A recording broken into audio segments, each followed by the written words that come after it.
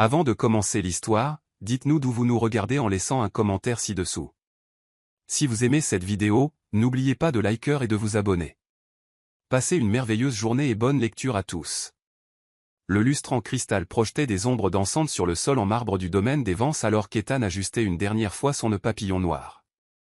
C'était sa nuit de noces, pourtant ses mains tremblaient, non pas d'anticipation, mais du poids de ce qu'il s'apprêtait à briser. Nora, bientôt Nora Vance, se tenait près des baies vitrées de leur suite nuptiale, portant toujours sa sublime robe de mariée ivoire. Le clair de lune peignait sa peau d'ébène d'une lueur éthérée, la transformant en une créature divine. Ses cheveux naturels étaient coiffés en un chignon élégant, orné de perles qui captaient la lumière à chaque mouvement subtil. Elle était à couper le souffle, et la poitrine d'Ethan se serra à l'idée qu'il ne s'autoriserait jamais à la toucher. La cérémonie était magnifique, dit doucement Nora, sans se détourner de la fenêtre.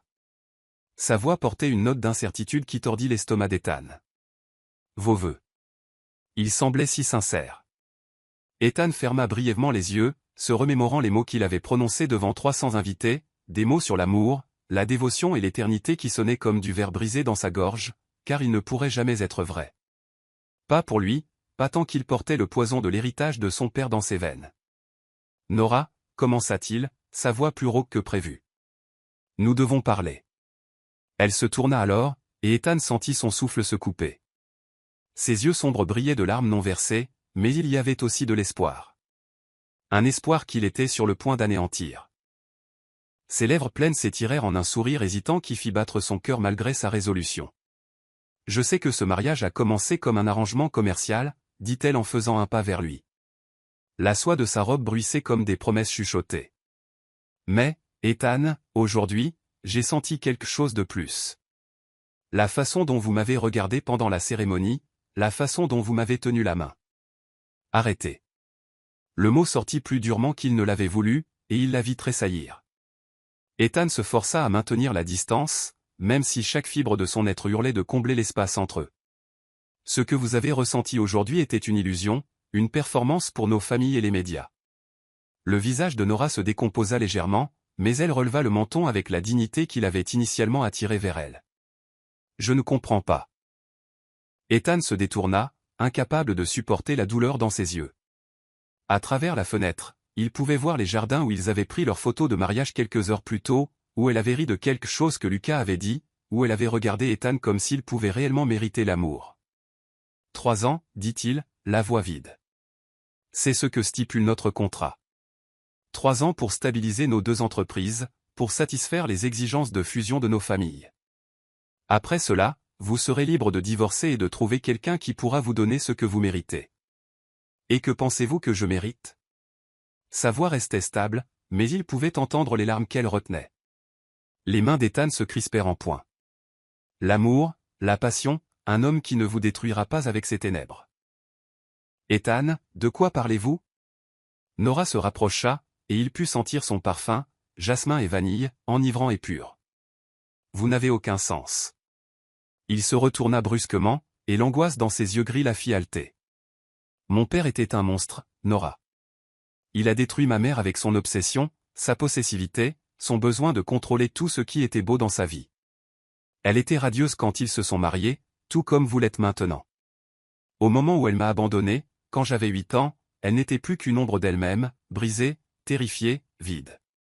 Vous n'êtes pas votre père, murmura Nora en tendant une main hésitante. Ethan recula comme si son contact allait le brûler. Comment pouvez-vous en être si certaine? Les hommes Vance sont maudits, Nora. Nous prenons les belles choses et nous les tordons jusqu'à ce qu'elles soient méconnaissables. Je ne vous ferai pas ça. Je ne deviendrai pas lui. Des larmes coulaient maintenant sur ses joues, et Ethan ressentait chacune d'elles comme un coup de poignard au cœur. Alors, que voulez-vous dire? Que nous vivrons comme des étrangers? Que vous ne me toucherez jamais, ne me tiendrez jamais dans vos bras, jamais? Jamais, confirma Théil, le mot ayant un goût de cendre. Vous aurez votre propre aile de la maison, votre propre vie. Je soutiendrai vos rêves de stylisme, je vous donnerai tout ce dont vous avez besoin pour construire votre carrière. Mais nous ne serons jamais mari et femme d'une manière qui compte. Nora s'entoura de ses bras, paraissant soudain fragile dans sa robe de mariée. Et si je refuse? Si j'exige mes droits en tant que votre femme? La mâchoire d'Ethan se serra si fort qu'elle en devint douloureuse. Alors vous apprendrez quel genre de monstre je suis vraiment. Le silence s'étira entre eux, lourd de mots non dits et de rêves brisés. Finalement, Nora redressa les épaules, et Ethan fut stupéfait par sa force, même dans ce moment de dévastation. « Très bien, dit-elle doucement. Si c'est ce que vous voulez, Ethan. Mais j'ai des conditions. » Il hocha la tête, ne faisant pas confiance à sa voix. « Je veux poursuivre mon activité de stylisme sans interférence. Je veux faire du bénévolat, avoir des amis, vivre ma vie comme je l'entends. Et je veux le respect de votre part, de votre personnel, de tous ceux qui doivent croire que ce mariage est réel. » Accordé, consentit immédiatement Ethan. Tout ce dont vous avez besoin. Et Ethan. Sa voix était plus forte maintenant, bien que ses yeux brillent encore de larmes. Si vous changez d'avis, si vous décidez de vouloir un vrai mariage, vous devrez me prouver que vous en êtes digne. Car, malgré ce que vous pensez, je ne suis pas une fleur fragile qui se fanera au premier signe de passion. Je suis plus forte que votre mère, et je mérite mieux qu'un homme qui a trop peur de se battre pour l'amour. Sur ce, elle se dirigea vers la porte, sa robe de mariée traînant derrière elle comme des rêves déchus. Sur le seuil, elle s'arrêta sans se retourner. « La chambre d'amis dans l'aile suffira, dit-elle calmement. Je suppose que vous avez déjà pris des dispositions pour des quartiers séparés. » La gorge d'Ethan était à vif. « L'aile toute entière est à vous. Je ferai déménager vos affaires demain. » Elle hocha la tête et disparut dans le couloir, laissant Ethan seul avec le fantôme de jasmin et de vanille, et la certitude qu'il venait de détruire la chose la plus précieuse qui soit jamais entrée dans sa vie. Il s'effondra dans le fauteuil en cuir près de la cheminée, la tête entre les mains. À travers les murs, il pouvait entendre le doux bruit des pleurs de Nora, et chaque sanglot sonnait comme le glas de l'homme qu'il aurait pu être s'il avait eu le courage de l'aimer. Mais Ethan Vance n'était pas courageux. C'était un lâche qui préférait vivre dans une misère solitaire plutôt que de risquer de devenir le monstre qu'avait été son père. Assis dans son costume de marié, dans une pièce vide qui aurait dû être remplie d'amour et de passion, il se fit une promesse.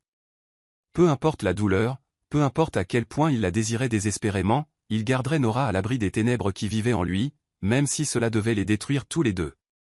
Chapitre 2.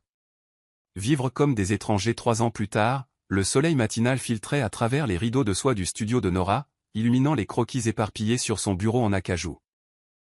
3 ans s'étaient écoulés depuis cette nuit de noces dévastatrice, 3 ans à vivre comme d'élégants étrangers dans la même maison.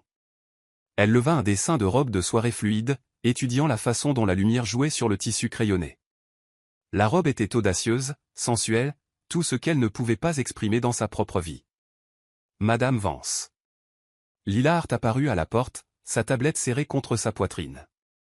L'assistante d'Ethan était devenue la bouée de sauvetage de Nora au fil des ans, l'une des rares personnes à la traiter avec une chaleur sincère dans ce manoir froid. Monsieur Vance m'a demandé de vous informer que la voiture sera prête à 18h pour le gala de charité de ce soir. Nora posa son croquis et sourit. Merci, Lila. Et s'il vous plaît, combien de fois dois-je vous demander de m'appeler Nora? Les yeux de Lila s'adoucirent. Vieilles habitudes, je suppose. Il est très à cheval sur le maintien des apparences. Même son assistante ne pouvait se résoudre à utiliser le prénom d'Ethan en présence de Nora, comme si le prononcer pouvait briser la façade qu'ils avaient tous soigneusement construite. 3 ans de cette danse élaborée. 3 ans de distance polie et de chorégraphie mesurée. Comment va-t-il aujourd'hui?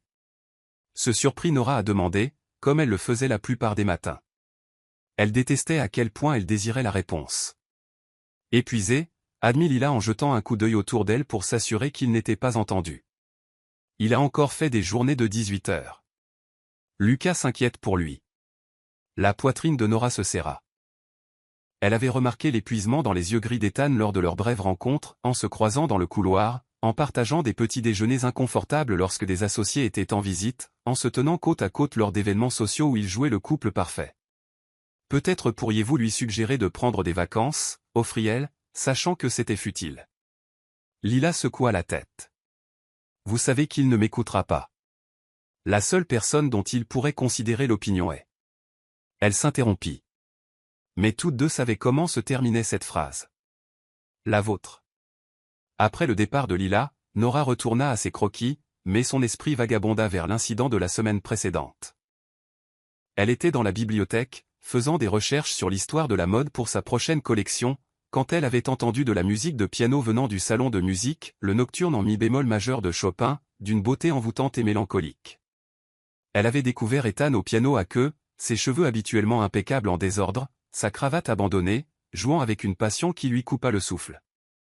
Ses yeux étaient fermés, son visage une toile de douleur et de désir qui lui fit mal au cœur. Elle était restée figée sur le seuil, observant cet homme qu'elle avait épousé mais jamais vraiment connu révéler son âme à travers la musique.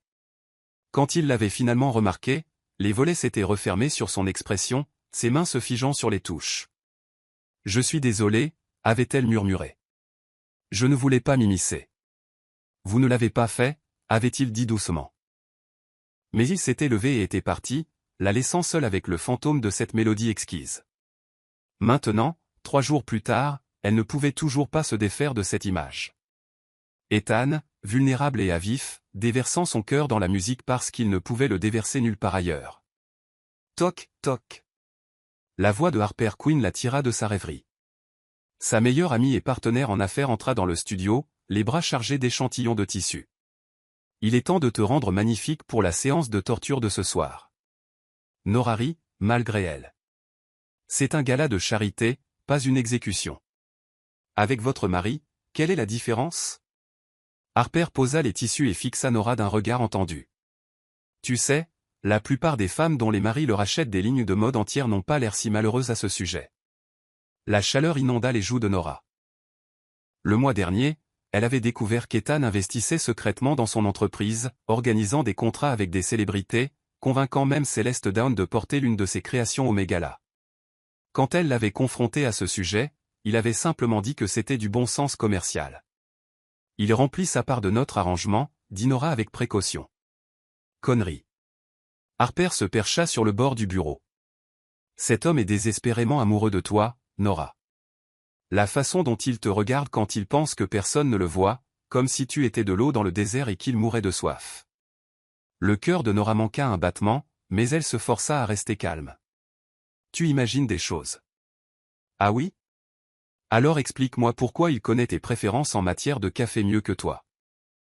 Explique-moi pourquoi il a mémorisé ton emploi du temps si parfaitement que vous ne vous croisez jamais, sauf lors d'événements planifiés. Explique-moi pourquoi chaque accord commercial qu'il conclut profite d'une manière ou d'une autre à ta carrière. Ou explique-moi, continua son ami sans relâche, pourquoi Gideon Holt a essayé de te débaucher pour son entreprise la semaine dernière, et que dans les 24 heures, son plus gros investisseur s'est retiré, le laissant se démener pour sauver sa propre boîte. Les yeux de Nora s'écarquillèrent. Ethan a fait ça? Qui d'autre a ce genre de pouvoir et ce genre de motivation pour te protéger? Avant que Nora ne puisse répondre, on frappa doucement. Elle leva les yeux et trouva Ethan lui-même à la porte, et son souffle se coupa. Il portait un costume gris anthracite qui soulignait ses larges épaules, ses cheveux sombres parfaitement coiffés, mais ses yeux gris portaient la même fatigue que Lila avait mentionnée. « Je m'excuse de vous interrompre, dit-il formellement, bien que son regard s'attarde sur le visage de Nora. Harper rassembla rapidement ses affaires. « Je vais préparer ta robe, murmura-t-elle à Nora, lui serrant la main avant de se glisser devant Ethan. Seule avec son mari, Nora sentit la tension familière crépiter entre eux. 3 ans, et il lui faisait toujours cet effet, faisant battre son pouls, sa peau semblant trop tendue. Son corps désirait des contacts qui ne viendraient jamais. « Vous êtes radieuse aujourd'hui, dit Ethan doucement, et le compliment ressembla à une caresse physique. « Merci. » Elle glissa une mèche de cheveux derrière son oreille, un geste nerveux qu'elle n'avait jamais tout à fait maîtrisé en sa présence. Lila a mentionné que vous avez encore fait des heures excessives. Quelque chose vacilla dans ses yeux, surpris peut-être qu'elle se soit enquise. La fusion de Tokyo requiert de l'attention. Quand avez-vous dormi plus de 4 heures pour la dernière fois? La question lui échappa avant qu'elle ne puisse la retenir. Trop intime pour leurs frontières prudentes. La mâchoire d'Ethan se tendit. Je dors suffisamment. Menteur. Le mot était doux, affectueux, et il sembla le frapper comme un coup. Vous avez des cernes sous les yeux. Vos mains tremblent légèrement quand vous êtes épuisé, et votre épaule gauche se crispe quand vous êtes stressé. C'est le cas en ce moment. Il la dévisagea, choqué, comme s'il était étonné qu'elle ait remarqué de tels détails sur lui. Ce qui était ridicule. Elle l'étudiait depuis 3 ans, mémorisant chaque expression, chaque geste, chaque minuscule indication de ses humeurs.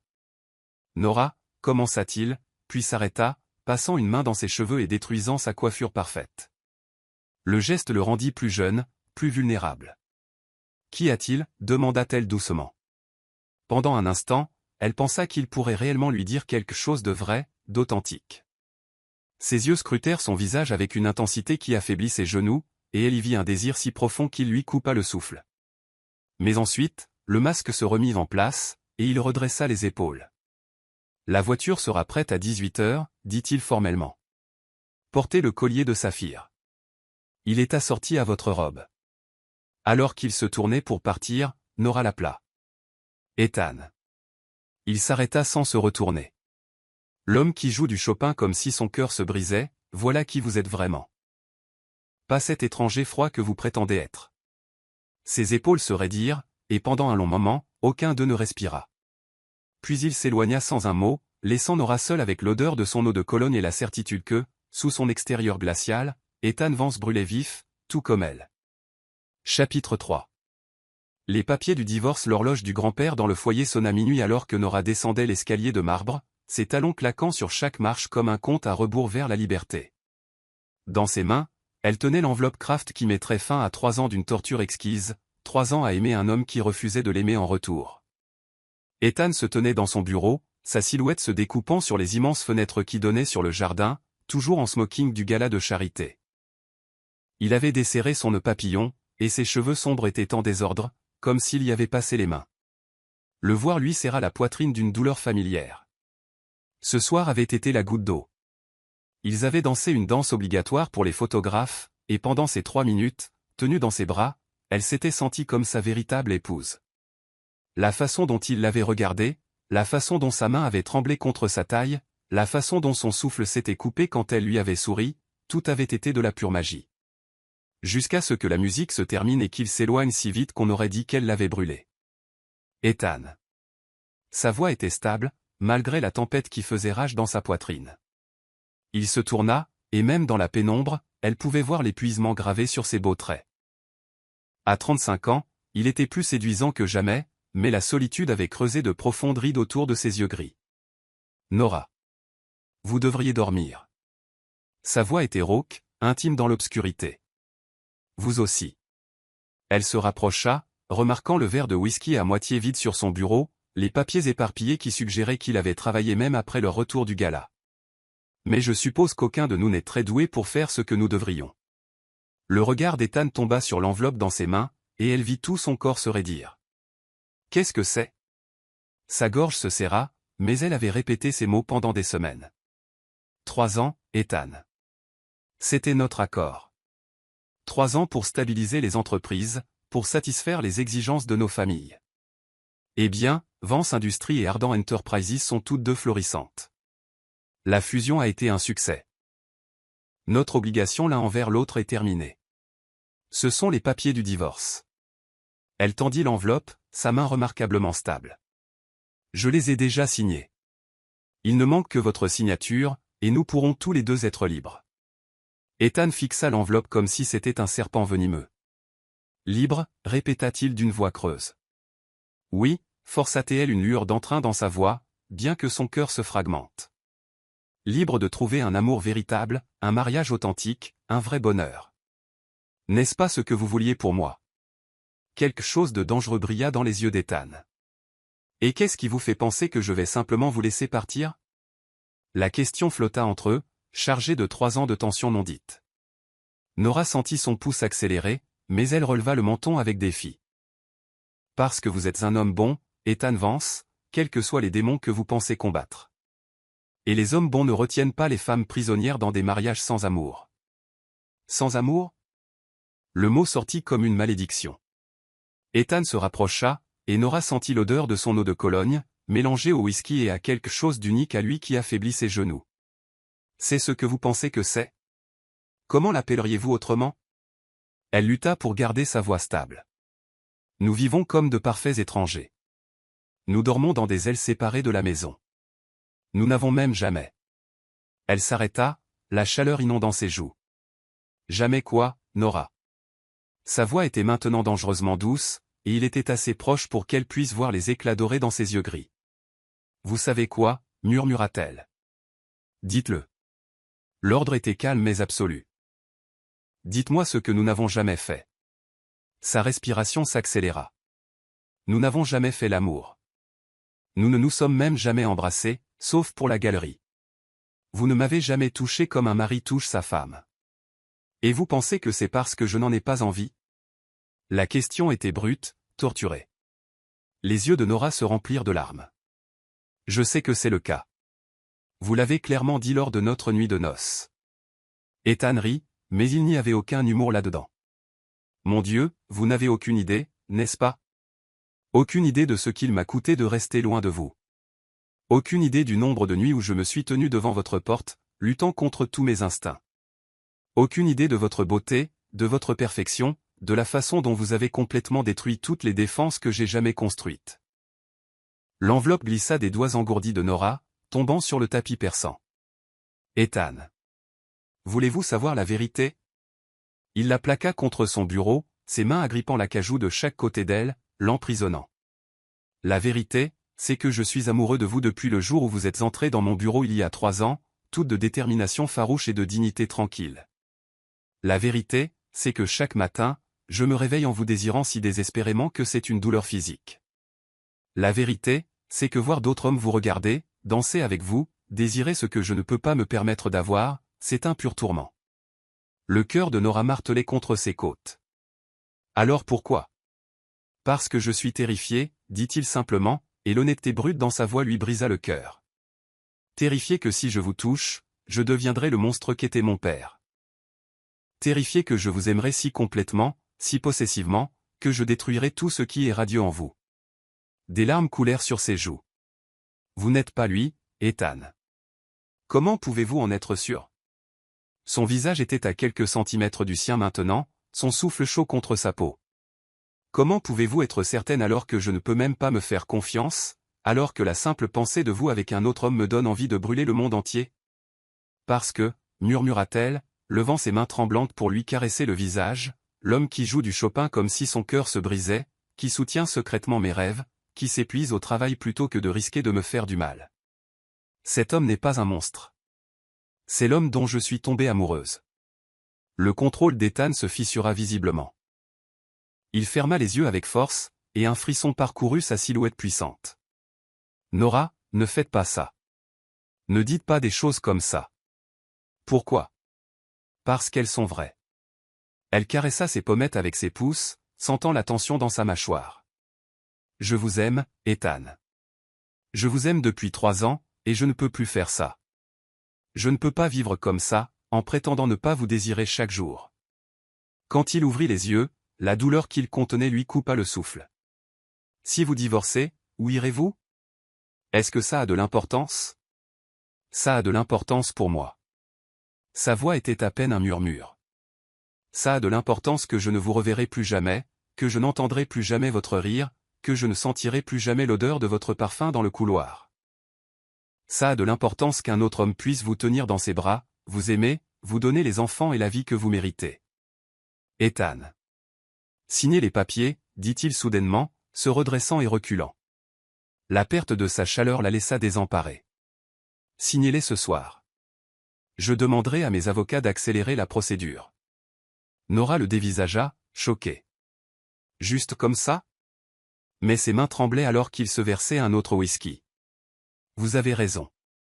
Vous méritez mieux que cette demi-vie que je vous ai donnée. » Le renvoi la blessa plus qu'elle ne l'avait prévu. Après 3 ans de distance prudente, elle l'avait enfin amené à admettre ses sentiments, seulement pour qu'il la repousse à nouveau. Cette douleur était si familière, si exaspérante, qu'elle eut envie de crier. Au lieu de cela, elle se pencha et ramassa l'enveloppe, ses mouvements délibérés et contrôlés. « Très bien, dit-elle doucement. Je serai partie d'ici demain matin. » Elle se tourna pour partir, mais la voix d'Ethan l'arrêta à la porte. « Nora. » Elle ne se retourna pas. « Quoi ? » ?»« Pour ce que ça vaut, ces 3 années ont été les plus précieuses de ma vie. Même en vivant comme des étrangers. Même en prétendant ne pas vous aimer. Vous avoir ici, dans ma maison, dans ma vie. Ça a valu chaque moment d'agonie. Ses épaules étaient secouées de sanglots silencieux, mais elle ne le laissa pas voir. Adieu, Ethan. Alors qu'elle s'éloignait, elle entendit le fracas du cristal contre le mur, suivi d'un son qui aurait pu être son nom, arraché de sa gorge comme une prière. Mais elle ne se retourna pas. Elle ne le pouvait pas. Parce que si elle le faisait, elle ne trouverait jamais la force de quitter l'homme qui avait trop peur de l'aimer comme elle méritait d'être aimée. Chapitre 4. L'appel désespéré d'Ethan Logue peignait le ciel de teintes roses et dorées lorsque Nora termina enfin de faire ses valises. Ses bagages Louis Vuitton attendaient près de la porte de sa suite, remplis de 3 ans de souvenirs et de rêves soigneusement pliés. Le reste des meubles, les œuvres d'art, la vie qu'elle avait construite dans l'aile et resterait derrière, monument d'un amour qui n'avait jamais eu le droit de s'épanouir. Elle enfila une simple robe noire, professionnelle et impersonnelle, le genre de tenue qui annonçait qu'elle était prête à affronter le monde en tant que Nora Arden à nouveau, et non plus Madame Vance. Son alliance reposait sur la coiffeuse en marbre, le diamant captant la lumière du matin comme des larmes cristallisées. On frappa doucement à sa porte, ce qui fit sursauter son cœur, mais quand elle ouvrit, elle trouva Lila dans le couloir, les yeux rougis et un plateau d'argent à la main. « J'ai pensé que vous voudriez un café avant de partir, » dit doucement Lila, posant le plateau sur la petite table près de la fenêtre. « Il est préparé exactement comme vous l'aimez. » La gorge de Nora se serra. Même l'assistante d'Ethan était devenue une famille au fil des ans, l'un des rares rayons de soleil dans son existence isolée. « Merci, Lila. Pour tout. Madame Vance. Nora, je veux que vous sachiez que vous avez été la meilleure partie de mon travail ici. Vous avez apporté de la lumière dans cette maison, de la chaleur dans des endroits qui étaient froids depuis si longtemps. » La voix de Lila vacilla. « Il va être perdu sans vous. » « Il a fait son choix, » dit doucement Nora, bien que les mots sonnent comme du verre dans sa gorge. « Vraiment ?» demanda Lila, et il y avait quelque chose dans son ton qui fit lever brusquement les yeux de Nora. « Parce que, de mon point de vue, je vois un homme terrifié par ses propres sentiments en train de commettre la pire erreur de sa vie. » Avant que Nora ne puisse répondre, Lila était partie, la laissant seule avec son café et le poids écrasant de la finalité. Dans 1 heure, Harper arriverait pour la conduire à l'aéroport. À midi, elle serait de retour dans sa maison d'enfance, essayant de comprendre comment reconstruire une vie sans l'homme qui était devenu son monde entier. Elle tendait la main vers son café quand des bruits de pas dans le couloir la firent se figer lourds, inégaux, trébuchants. Pas la démarche mesurée du personnel ou le pas rapide de Lila. Ces pas appartenaient à quelqu'un qui était soit ivre, soit dévasté. Probablement les deux. Quand on frappa, le son fut à peine audible. 3 coups doux qui, d'une manière ou d'une autre, transmettaient plus de désespoir que des coups de poing n'auraient pu le faire. La main de Nora trembla en attrapant la poignée. Elle savait qui c'était avant même d'ouvrir, mais rien n'aurait pu la préparer à la vue d'Ethan Vance, complètement anéanti. Il portait toujours le smoking de la nuit dernière, mais le nœud papillon avait disparu, la chemise déboutonnée révélait la colonne forte de son cou, ses cheveux habituellement impeccables étaient en vagues sombres comme s'il y avait passé les mains pendant des heures. Mais ce furent ses yeux qui lui brisèrent le cœur rougi, hagard, rempli d'une douleur si profonde qu'elle lui coupa le souffle. Ethan, son nom fut un murmure sur ses lèvres.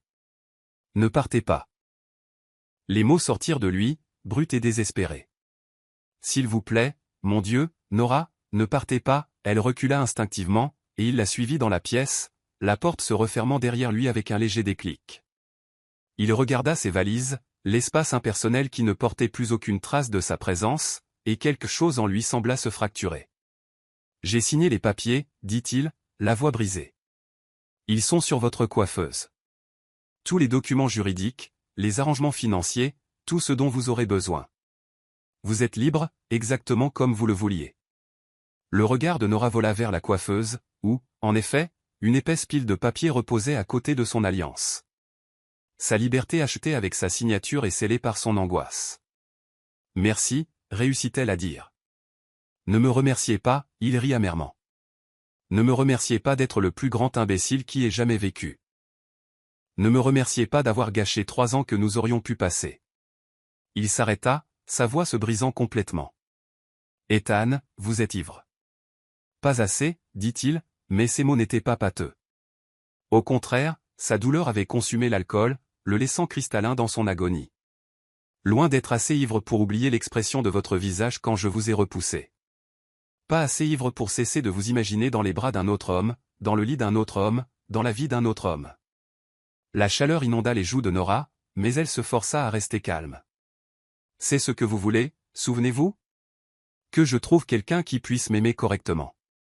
Ce que je veux, dit Ethan, se rapprochant avec la grâce prédatrice qu'il avait initialement attirée, c'est brûler le monde entier plutôt que de laisser un autre homme vous toucher. Ce que je veux, c'est vous enfermer dans cette pièce et passer le reste de ma vie à prouver à quel point je vous aime. Ce que je veux, c'est être l'homme que vous méritez au lieu du lâche que je suis devenu. Le pouls de Nora s'accéléra. Vous n'êtes pas un lâche. Si, je le suis. Il tendit la main, ses doigts planant à quelques centimètres de son visage, sans la toucher. Je suis un lâche qui a passé 3 ans à vous vénérer à distance parce que j'avais trop peur de risquer de vous détruire, trop peur de croire que l'amour n'a pas à être toxique, que la passion n'a pas à être possessive. Et maintenant? Murmura-t-elle. Maintenant, j'ai plus peur de vous perdre que de devenir mon père.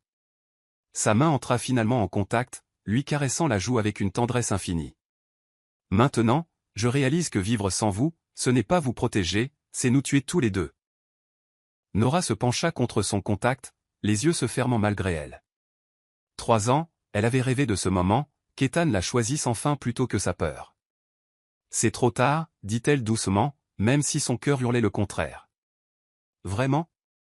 Son pouce traça sa pommette, attrapant une larme qu'elle n'avait pas réalisé avoir versée. Parce que j'ai une proposition à vous faire. Elle ouvrit les yeux, voyant l'espoir et la terreur se battre dans son regard gris. Une nuit, dit-il, sa voix à peine plus qu'un murmure. Donnez-moi une nuit pour vous montrer qui je suis vraiment, sous toute cette peur et ce dégoût de moi-même. Une nuit pour vous aimer comme j'aurais dû le faire depuis le début. Si je vous déçois, si je prouve que je suis vraiment le monstre que j'ai toujours cru être, alors vous partirez demain, avec ma bénédiction. Mais si je peux vous montrer que je suis capable de changer, que 3 ans de thérapie et d'introspection m'ont appris la différence entre l'amour et la possession. Il déglutit difficilement. Alors peut-être que vous envisagerez de nous donner une véritable chance. Nora le dévisagea, son cœur martelant contre ses côtes. Vous avez suivi une thérapie? Un sourire triste effleura ses lèvres. Depuis 2 ans. Docteur Ivy Summers. Lucas a insisté après m'avoir trouvé dans mon bureau à 3 heures du matin, ivre et parlant à votre portrait comme si vous pouviez m'entendre. Il y a un portrait de moi? Dans mon bureau privé. Lucas l'a commandé pour notre premier anniversaire. Je le regarde tous les jours et je me torture avec ce qui aurait pu être si j'avais été plus courageux, plus fort, meilleur. Sa main tremblait contre sa peau.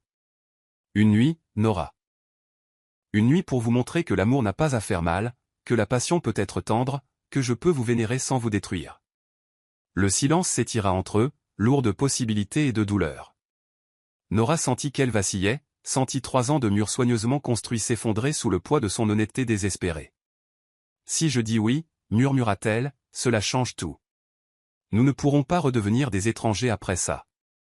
Je ne veux pas revenir en arrière, dit Ethan avec ferveur. Je veux aller de l'avant.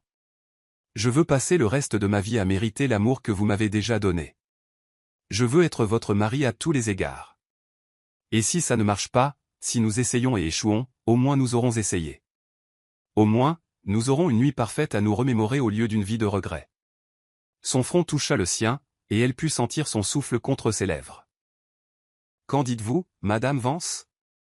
Donnerez-vous à votre mari une dernière chance de gagner votre cœur? Ce terme affectueux, prononcé avec une si tendre révérence, fut sa perte. Malgré tout, malgré 3 ans de douleur, de solitude et de distance prudente, elle était toujours sa femme. Et peut-être, juste peut-être, qu'il était temps de découvrir ce que cela pouvait vraiment signifier. Oui, murmura-t-elle, et sentit tout son corps s'affaisser de soulagement. Une nuit, Ethan.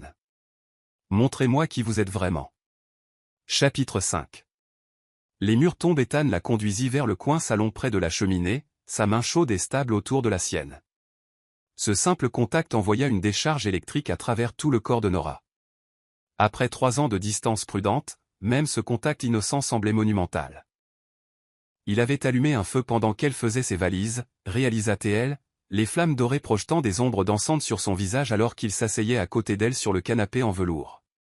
Je ne sais pas par où commencer, admit-il, sa voix rauque d'épuisement et d'émotion. Commencez par elle, dit doucement Nora. Commencez par votre mère. La mâchoire d'Ethan se crispa, mais il ne retira pas sa main. Clara. Elle s'appelait Clara, et c'était la femme la plus radieuse que j'ai jamais vue. Du moins, c'est comme ça que je m'en souviens. Avant. Il s'arrêta, passant sa main libre dans ses cheveux sombres. Avant quoi? Avant que mon père ne la détruise, morceau par morceau. Les mots sortirent amers, remplis d'une vieille douleur. Elle était chanteuse quand ils se sont rencontrés, le saviez-vous? Elle avait cette voix incroyable, comme du miel et de la fumée. Elle me chantait des standards de jazz pour m'endormir. Le cœur de Nora se serra à l'image d'un jeune Ethan endormi par les chants de sa mère. Qu'est-il arrivé à sa musique? Silas est arrivé. L'emprise d'Ethan sur sa main se resserra inconsciemment. Mon père était contrôlant, possessif. Il disait que sa femme n'avait pas besoin de travailler, pas besoin d'amis, pas besoin de rien d'autre que lui et leur fils. Alors elle a abandonné sa carrière, ses rêves, tout ce qui faisait d'elle ce qu'elle était. Cela a dû être difficile à regarder pour vous. Ethan rit amèrement. Au début, je pensais que c'était normal. Je n'étais qu'un enfant. Que savais-je des relations saines? Mais en grandissant, j'ai commencé à voir les signes. La façon dont elle tressaillait quand il élevait la voix, la façon dont elle regardait par les fenêtres comme si elle rêvait de s'échapper, la façon dont sa belle voix devenait de plus en plus silencieuse jusqu'à ce que certains jours, elle parle à peine. Nora serra sa main, offrant le réconfort qu'elle pouvait. Elle était déprimée, entre autres. Silas l'avait convaincue qu'elle n'était rien sans lui, que personne d'autre ne voudrait jamais d'elle, qu'elle avait de la chance d'avoir son amour. La voix d'Ethan se durcit. Il appelait ça de l'amour, mais c'était de la possession, du contrôle. Il l'a isolée de tous ceux qui tenaient à elle, l'a rendue financièrement dépendante de lui, l'a convaincue qu'elle ne valait rien. Mais elle est partie, finalement. Quand j'avais 8 ans. Ethan fixa le feu, ses yeux gris reflétant les flammes dansantes. Je me souviens si vivement de ce matin-là. Je suis descendu pour le petit déjeuner, et elle était assise à la table de la cuisine avec 2 valises. Elle avait l'air vide, comme si on lui avait drainé toute sa vie. Que vous a-t-elle dit? Qu'elle était désolée. Qu'elle m'aimait, mais ne pouvait pas rester. Qu'un jour je comprendrais. Sa voix se brisa légèrement. Je l'ai suppliée de m'emmener avec elle. Je me suis accroché à ses jambes et j'ai sangloté, mais elle est juste partie. Elle est montée dans un taxi et n'a jamais regardé en arrière. Des larmes roulèrent sur les joues de Nora. Ethan, je suis tellement désolé. Le pire, continua-t-il, sa voix à peine plus qu'un murmure, c'est ce que mon père a dit après son départ. Il m'a fait asseoir et m'a expliqué que c'était ce qui arrivait quand les hommes aimaient les femmes trop intensément, trop complètement. Que l'amour était dangereux, destructeur. Que les femmes étaient des créatures fragiles qui ne pouvaient pas supporter une passion authentique, une dévotion réelle. Ce n'est pas de l'amour, dit Nora avec ferveur. Ce que votre père a fait à votre mère, ce n'était pas de l'amour, c'était de la violence. Je le sais maintenant. Le docteur Summers a passé 2 ans à m'aider à comprendre la différence. Mais à 8 ans, tout ce que je savais, c'est que ma mère m'avait abandonné parce que le prétendu amour de mon père l'avait fait fuir. Ethan se tourna pour lui faire face, ses yeux scrutant son visage. Comprenez-vous maintenant pourquoi j'étais si terrifié de vous toucher, de me laisser ressentir ce que je ressentais? Vous aviez peur de devenir comme lui. Terrifié. Parce que la façon dont je vous aime, Nora, c'est dévorant. C'est total. Quand je vous vois rire, mon monde entier s'illumine. Quand je vous vois pleurer, je veux détruire tout ce qui a causé votre douleur. Quand je vous imagine avec un autre homme. Sa mâchoire se crispa. La rage que je ressens est primaire, possessive. Exactement le genre d'émotion toxique qui a détruit ma mère. Nora retira ses mains et les leva pour lui caresser le visage, le forçant à la regarder dans les yeux. Mais vous n'avez jamais agi sur cette rage. Vous n'avez jamais essayé de me contrôler ou de m'isoler. Vous avez fait le contraire. Vous m'avez donné une liberté totale, soutenu mes rêves, encouragé mon indépendance. Parce que je luttais contre ça tous les jours, dit Ethan, se penchant contre son contact. Luttant contre l'envie de vous enfermer là où seul moi pourrais vous voir, où aucun autre homme ne pourrait vous regarder comme je le fais. Et ce combat, cette maîtrise de soi, c'est ce qui prouve que vous n'êtes pas votre père. Les pouces de Nora caressèrent ses pommettes. Silas a cédé à ses pires pulsions. Vous avez passé 3 ans à me protéger des vôtres. Quelque chose changea dans l'expression d'Ethan, une lueur d'espoir perçant les ténèbres. Le docteur Summers a dit quelque chose de similaire. Elle a dit que la conscience de soi était le premier pas vers la guérison. Que le fait que je reconnaisse le schéma signifiait que je pouvais le briser. Elle semble être une femme sage. Elle a aussi dit que je nous punissais tous les deux pour des crimes que je n'ai jamais commis. Le sourire d'Ethan était triste. Apparemment, choisir d'être seul plutôt que de risquer de blesser quelqu'un n'est qu'une autre forme d'indisponibilité émotionnelle. Nora sentit un rire monter malgré l'intensité émotionnelle de leur conversation. Elle semble vraiment très sage. À votre tour, dit doucement Ethan, ses mains venant couvrir les siennes là où elle lui caressait encore le visage. Dites-moi pourquoi vous êtes resté. Dites-moi pourquoi vous avez supporté pendant 3 ans un mari qui ne pouvait pas vous toucher. La demande la prit au dépourvu, et elle sentit la chaleur inonder ses joues. Ethan, s'il vous plaît. J'ai besoin de comprendre. J'ai besoin de savoir ce que j'ai fait pour mériter une femme qui attendrait 3 ans un homme trop brisé pour l'aimer correctement. Nora prit une inspiration tremblante, puisant son courage dans la chaleur de ses yeux. Vous voulez savoir pourquoi je suis resté? Parce que j'ai eu des aperçus de qui vous étiez vraiment. La façon dont vous laissiez mes fleurs préférées dans la bibliothèque où vous saviez que je les trouverais, la façon dont vous ajustiez la température dans l'aile et parce que vous aviez remarqué que j'avais toujours froid, la façon dont vous demandiez à Lila de reporter des réunions pour ne pas manquer mes événements caritatifs. Les yeux d'Ethan s'écarquillèrent. Vous saviez pour tout ça? Je savais. Et je savais pour le portrait dans votre bureau, les investissements dans mon entreprise, la façon dont vous trouviez des excuses pour passer devant mon studio juste pour m'apercevoir en train de travailler. Elle sourit à travers ses larmes. Je suis resté parce que, même si vous ne pouviez pas dire les mots, vous me montriez chaque jour que vous m'aimiez. Mais ce n'était pas assez, dit Ethan doucement. Si ça l'avait été, vous n'auriez pas été prête à partir. Ce n'était pas assez parce que j'avais besoin de plus que des aperçus, Ethan. J'avais besoin de vous tout entier, pas seulement des morceaux soigneusement contrôlés que vous vous sentiez en sécurité de partager. La voix de Nora devint plus forte, plus confiante. Je suis resté parce que je vous aime. Pas la version parfaite et contrôlée que vous pensez devoir être, mais le vrai vous. L'homme qui joue du piano à minuit quand il pense que personne ne peut l'entendre, l'homme qui travaille 18 heures par jour parce qu'il ne sait pas se reposer, l'homme qui a si peur de devenir un monstre qu'il a oublié qu'il a le droit d'être humain. Je ne sais pas comment être humain, admit Ethan, la voix brisée. Je ne sais pas comment aimer sans peur, comment toucher sans craindre de vous blesser, comment être un vrai mari au lieu d'un étranger prudent. Alors apprenez, murmura Nora, se penchant plus près jusqu'à ce que leurs fronts se touchent. Apprenez avec moi. Laissez-moi vous enseigner que l'amour n'a pas à faire mal, que la passion n'a pas à être possessive, que vous pouvez me vénérer sans me détruire. Et si j'échoue? Et si je vous blesse sans le vouloir? Alors nous guérirons ensemble. Elle pressa ses lèvres sur son front, une douce bénédiction. Ethan, je ne suis pas votre mère. Je ne suis ni fragile, ni cassable, ni faible. Je suis assez forte pour supporter votre amour, tout entier, même les parties sombres que vous avez peur de me montrer. Promettez-moi, dit-il avec urgence, ses mains glissant dans ses cheveux. Promettez-moi que si jamais je commence à devenir lui, si jamais j'essaie de vous contrôler, de vous rabaisser ou de vous faire sentir petite, vous me le direz, vous me combattrez, vous partirez s'il le faut.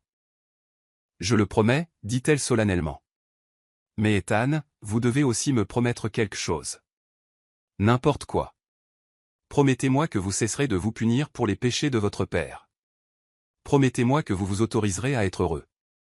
Que vous vous autoriserez à m'aimer sans peur. Sa voix devint féroce, passionnée. Promettez-moi que vous cesserez d'avoir peur de devenir un monstre et que vous commencerez à croire que vous êtes digne d'être aimé. Ethan la dévisagea un long moment, voyant non seulement sa beauté mais sa force, son courage, sa foi inébranlable en lui. Lentement, comme un homme se réveillant d'un long cauchemar, il sourit. Je le promets, murmura-t-il, et c'est là le vœu par leur premier vrai baiser tendre, désespéré. 3 ans de désir comprimés en un moment parfait de connexion. Quand ils se séparèrent enfin, tous deux à bout de souffle, Ethan posa son front contre le sien. Et maintenant, demanda-t-il doucement.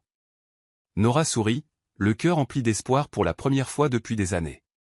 Maintenant, tu me montres ce que c'est que d'être aimé par Ethan Vance, au lieu d'être protégé de lui. Chapitre 6, le premier contact. Le baiser changea tout. 3 ans de distance prudente, de regards volés et de désirs inexprimés se dissolurent dans l'espace d'un battement de cœur. Quand les lèvres d'Ethan touchèrent les siennes, douces et hésitantes au début, puis avec une confiance grandissante, Nora eut l'impression de rentrer enfin chez elle. « Mon Dieu !»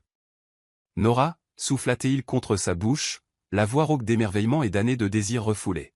« J'ai rêvé de ça tant de fois, imaginé ton goût, ce que je ressentirais en te tenant dans mes bras, mais rien n'aurait pu me préparer à ton exquise perfection. » Ses mains encadrèrent son visage avec une infinie tendresse, ses pouces traçant la courbe haute de ses pommettes, comme si elle était faite de la plus fine porcelaine. La révérence de son contact fit chavirer son cœur de beauté. Ce n'était pas un homme prenant ce qu'il voulait, mais un homme adorant ce dont il avait été béni, un homme touchant quelque chose de sacré pour la première fois.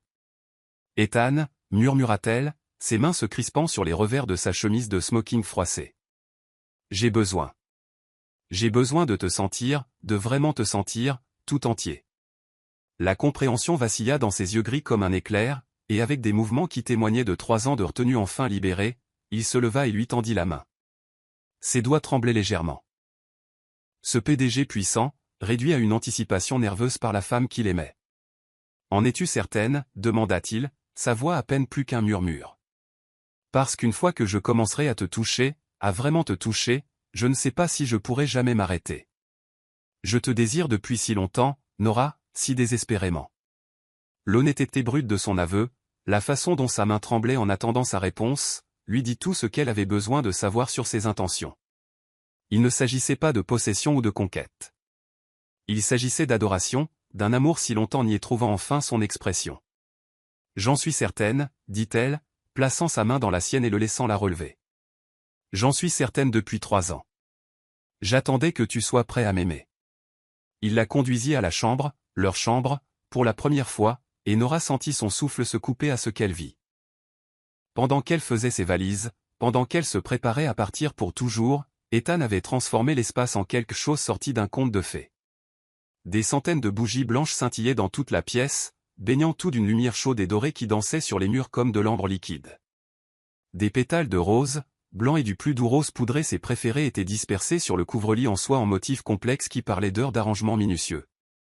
Le parfum du jasmin et de la vanille emplissait l'air, le même parfum qu'elle portait le soir de leur mariage, comme s'il avait gardé ce moment, l'avait planifié, même dans son plus sombre désespoir. Des gardénias frais flottaient dans des bols en cristal sur les tables de chevet, leurs pétales crémeux lumineux à la lueur des bougies. Une douce musique de jazz s'échappait de haut-parleurs cachés, la voix d'Ella Fitzgerald les enveloppant comme de la soie, chantant l'amour et le désir, et toutes les belles choses qui viennent avec l'ouverture de son cœur. Les portes-fenêtres du balcon étaient ouvertes, laissant entrer la brise du soir, portant l'odeur de la roseraie en contrebas, et faisant danser les rideaux comme les fantômes de rêves enfin devenus réalité. « Quand as-tu fait tout ça » demanda-t-elle, les larmes lui piquant les yeux devant le soin évident qu'il avait pris. Les heures de préparation, pendant que son cœur se brisait. « Pendant que tu faisais tes valises, admit-il, le rouge lui montant aux joues. Je n'arrêtais pas de penser à notre nuit de noces, à la façon dont je t'avais si complètement manqué de respect. Je voulais te donner la nuit que tu aurais dû avoir alors, la nuit que tu méritais, la nuit que j'étais trop brisé pour te donner. » La prévenance, le romantisme de la scène la submergèrent. C'était l'Ethan qu'elle avait aperçu dans des moments volés, l'homme capable de grands gestes et de tendres soins, l'homme qui s'était caché sous des couches de peur et d'autoprotection, attendant le courage d'émerger. « C'est comme un rêve » souffla-t-elle, se tournant lentement pour admirer chaque détail. « Le rêve, c'est toi » corrigea-t-il, se plaçant derrière elle. Ses mains se posèrent sur ses épaules, chaudes à travers le tissu fin de sa robe noire. « Tu as toujours été le rêve auquel j'avais trop peur de croire. » Elle s'appuya contre sa poitrine, sentant le rythme régulier de son cœur contre sa colonne vertébrale, sentant la tension dans son corps puissant alors qu'il luttait pour garder le contrôle. « Tu n'as plus à avoir peur. »« Je sais, » dit-il doucement, ses lèvres trouvant l'endroit où son cou rejoignait son épaule. « Pour la première fois de ma vie, je n'ai pas peur. Tu m'as rendu courageux, Nora. Tu m'as rendu entier. » Le baiser qu'il y déposa était doux, exploratoire, comme s'il cartographiait un nouveau territoire. Les yeux de Nora se fermèrent alors qu'il poursuivait sa douce agression, sa bouche traçant la colonne de sa gorge avec une attention révérencieuse. Chaque contact était une promesse, un vœu de l'adorer comme elle le méritait, une déclaration qu'il passerait le reste de sa vie à rattraper le temps qu'ils avaient perdu. Retourne-toi, demanda-t-il doucement, sa voix rauque de désir et de quelque chose de plus profond, un amour si profond qu'il changeait l'air même entre eux. Quand elle le fit, le regard dans ses yeux lui coupa le souffle. Il y avait de l'amour, oui, mais aussi de l'émerveillement, comme s'il ne pouvait pas tout à fait croire qu'il était enfin autorisé à la toucher, à l'aimer, sans crainte. Ses mains se déplacèrent vers la fermeture éclair de sa robe, s'arrêtant à la base de son cou. Puis-je, demanda-t-il, et la douce formalité de la question, la façon dont il cherchait sa permission pour tout, fit déborder son cœur d'amour pour cet homme compliqué et magnifique. Oui, murmura-t-elle. Oui à tout, Ethan. Oui à tout. Lentement, avec révérence, il abaissa la fermeture éclair, ses jointures effleurant sa peau alors que le tissu noir se séparait. La robe glissa à ses pieds comme de l'eau sombre, la laissant debout devant lui dans une dentelle délicate qui complimentait magnifiquement sa peau d'ébène. Elle aurait dû se sentir exposée, vulnérable, mais la façon dont Ethan la regardait comme si elle était une déesse faite chair, comme si elle était la plus belle chose qu'il ait jamais vue, la fit se sentir puissante à la place. Exquise, murmura-t-il, ses mains planant juste au-dessus de sa peau, sans tout à fait la toucher. Tu es absolument exquise, parfaite et radieuse, et si belle que ça fait mal de te regarder. Ethan, s'il te plaît, dit-elle doucement, attrapant ses mains et les pressant contre sa taille. Touche-moi. Touche-moi vraiment.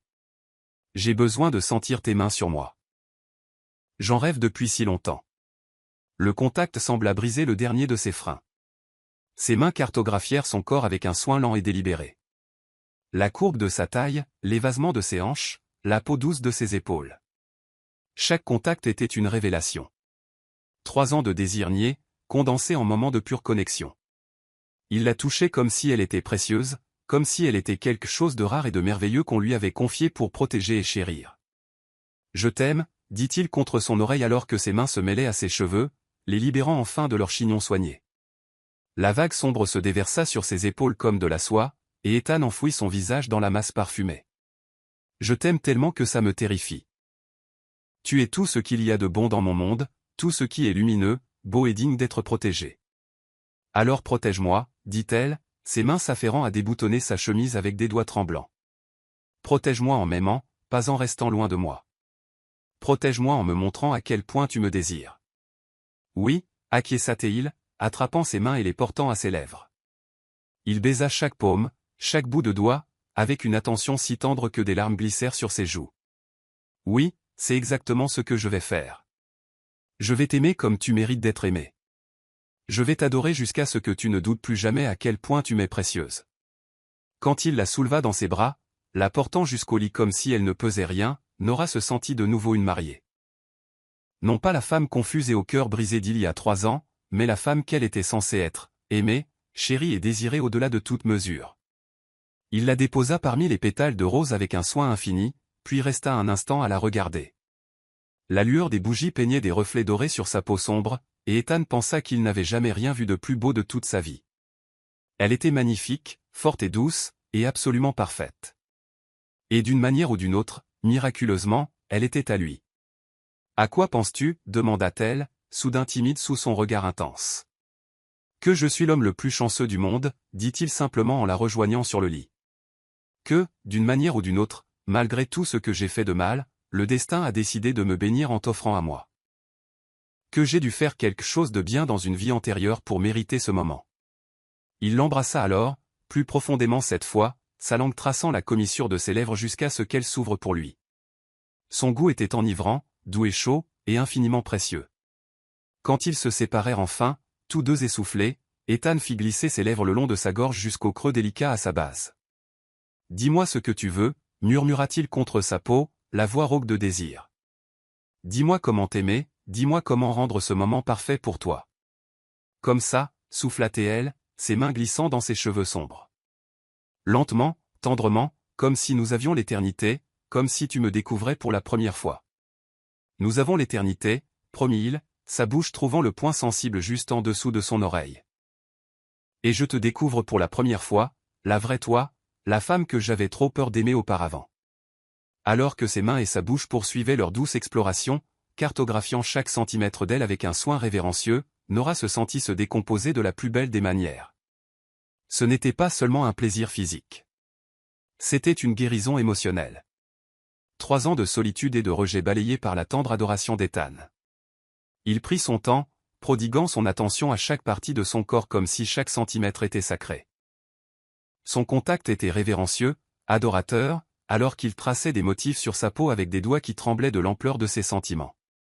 Il lui chuchota des mots doux contre la gorge, la clavicule, le cœur, lui disant à quel point elle était belle, parfaite, à quel point il l'avait désespérément voulu toutes ces années. Je restais éveillé la nuit, confessa-t-il contre sa peau, à t'écouter bouger dans ta chambre, imaginant ce que ce serait de te tenir, de te toucher, de te faire l'amour, comme un mari devrait aimer sa femme. Je me suis torturé avec des pensées de toi, avec des rêves de moments comme celui-ci. Je savais, Altatl alors qu'il prodiguait son attention à la peau sensible de sa clavicule. Je pouvais sentir que tu pensais à moi. Parfois, je me tenais près de ma porte et j'imaginais que tu étais de l'autre côté, me désirant autant que je te désirais. Mon Dieu, Nora, gémit-il, son contrôle s'effilochant. Sais-tu ce que ça m'a fait, d'être si proche de toi sans pouvoir te toucher, de te voir t'épanouir en cette femme incroyable sans pouvoir te dire à quel point j'étais fier, à quel point j'étais émerveillé par ta force, ton talent et ta grâce? Montre-le-moi maintenant, murmura-t-elle en le tirant vers elle. Montre-moi tout ce que tu voulais dire, tout ce que tu voulais faire. Montre-moi à quel point tu m'aimes. Je t'aime, dit-il contre son cœur, la voix rauque d'émotion.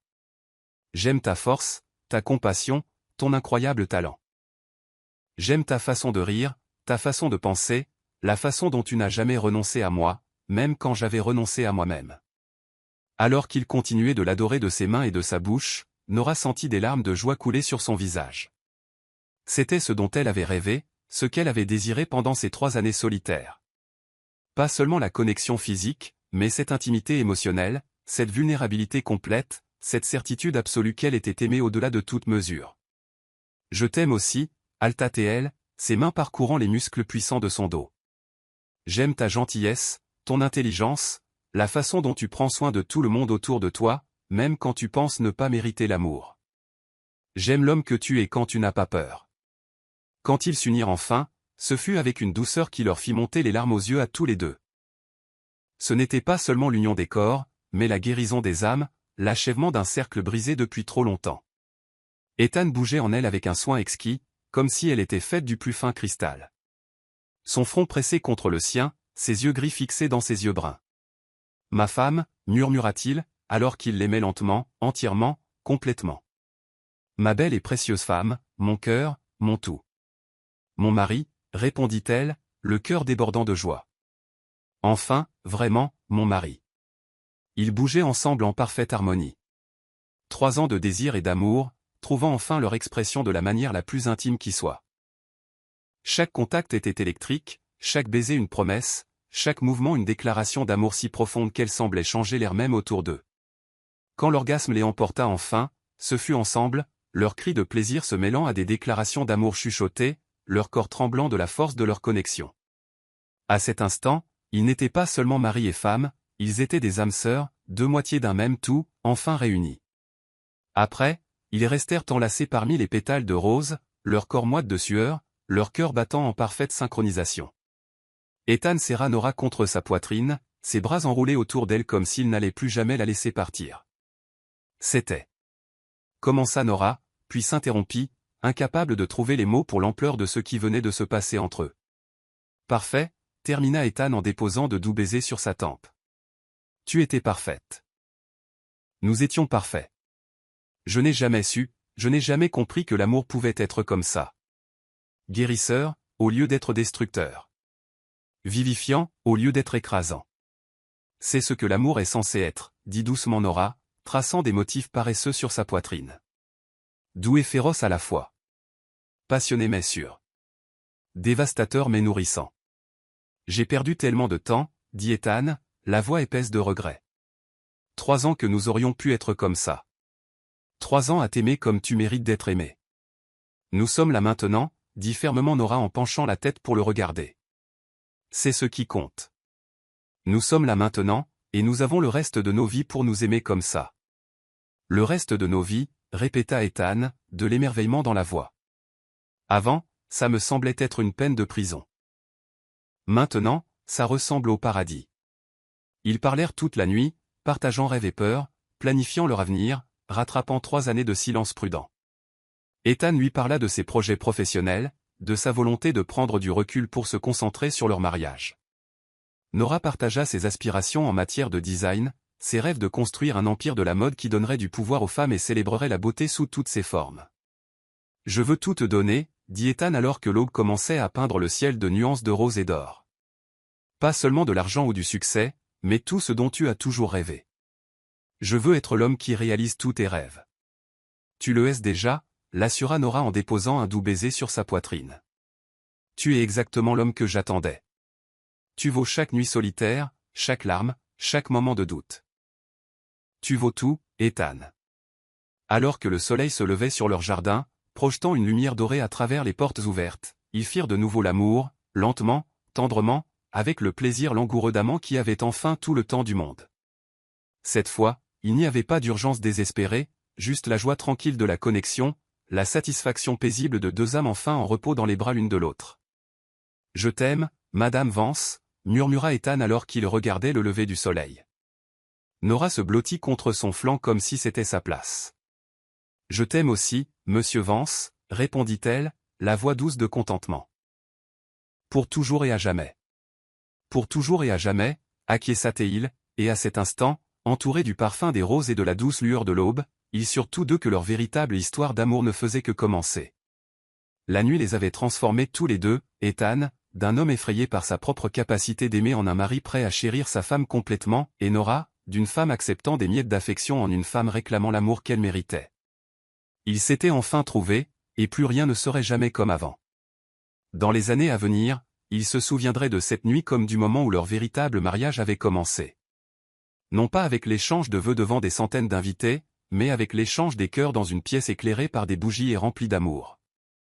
C'était leur vraie nuit de noces, celle qui compterait pour tous les jours de leur vie. Et alors qu'ils s'endormaient dans les bras l'un de l'autre, les dernières bougies s'éteignant alors que l'aube s'emparait du ciel, Ethan et Nora surent qu'ils avaient enfin trouvé leur foyer.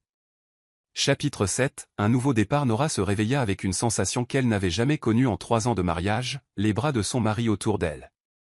La lumière du soleil filtrait à travers les rideaux diaphanes, peignant la chambre de nuances d'or et de miel, mais c'était la chaleur du corps d'Ethan pressé contre le sien qui la faisait se sentir vraiment illuminée.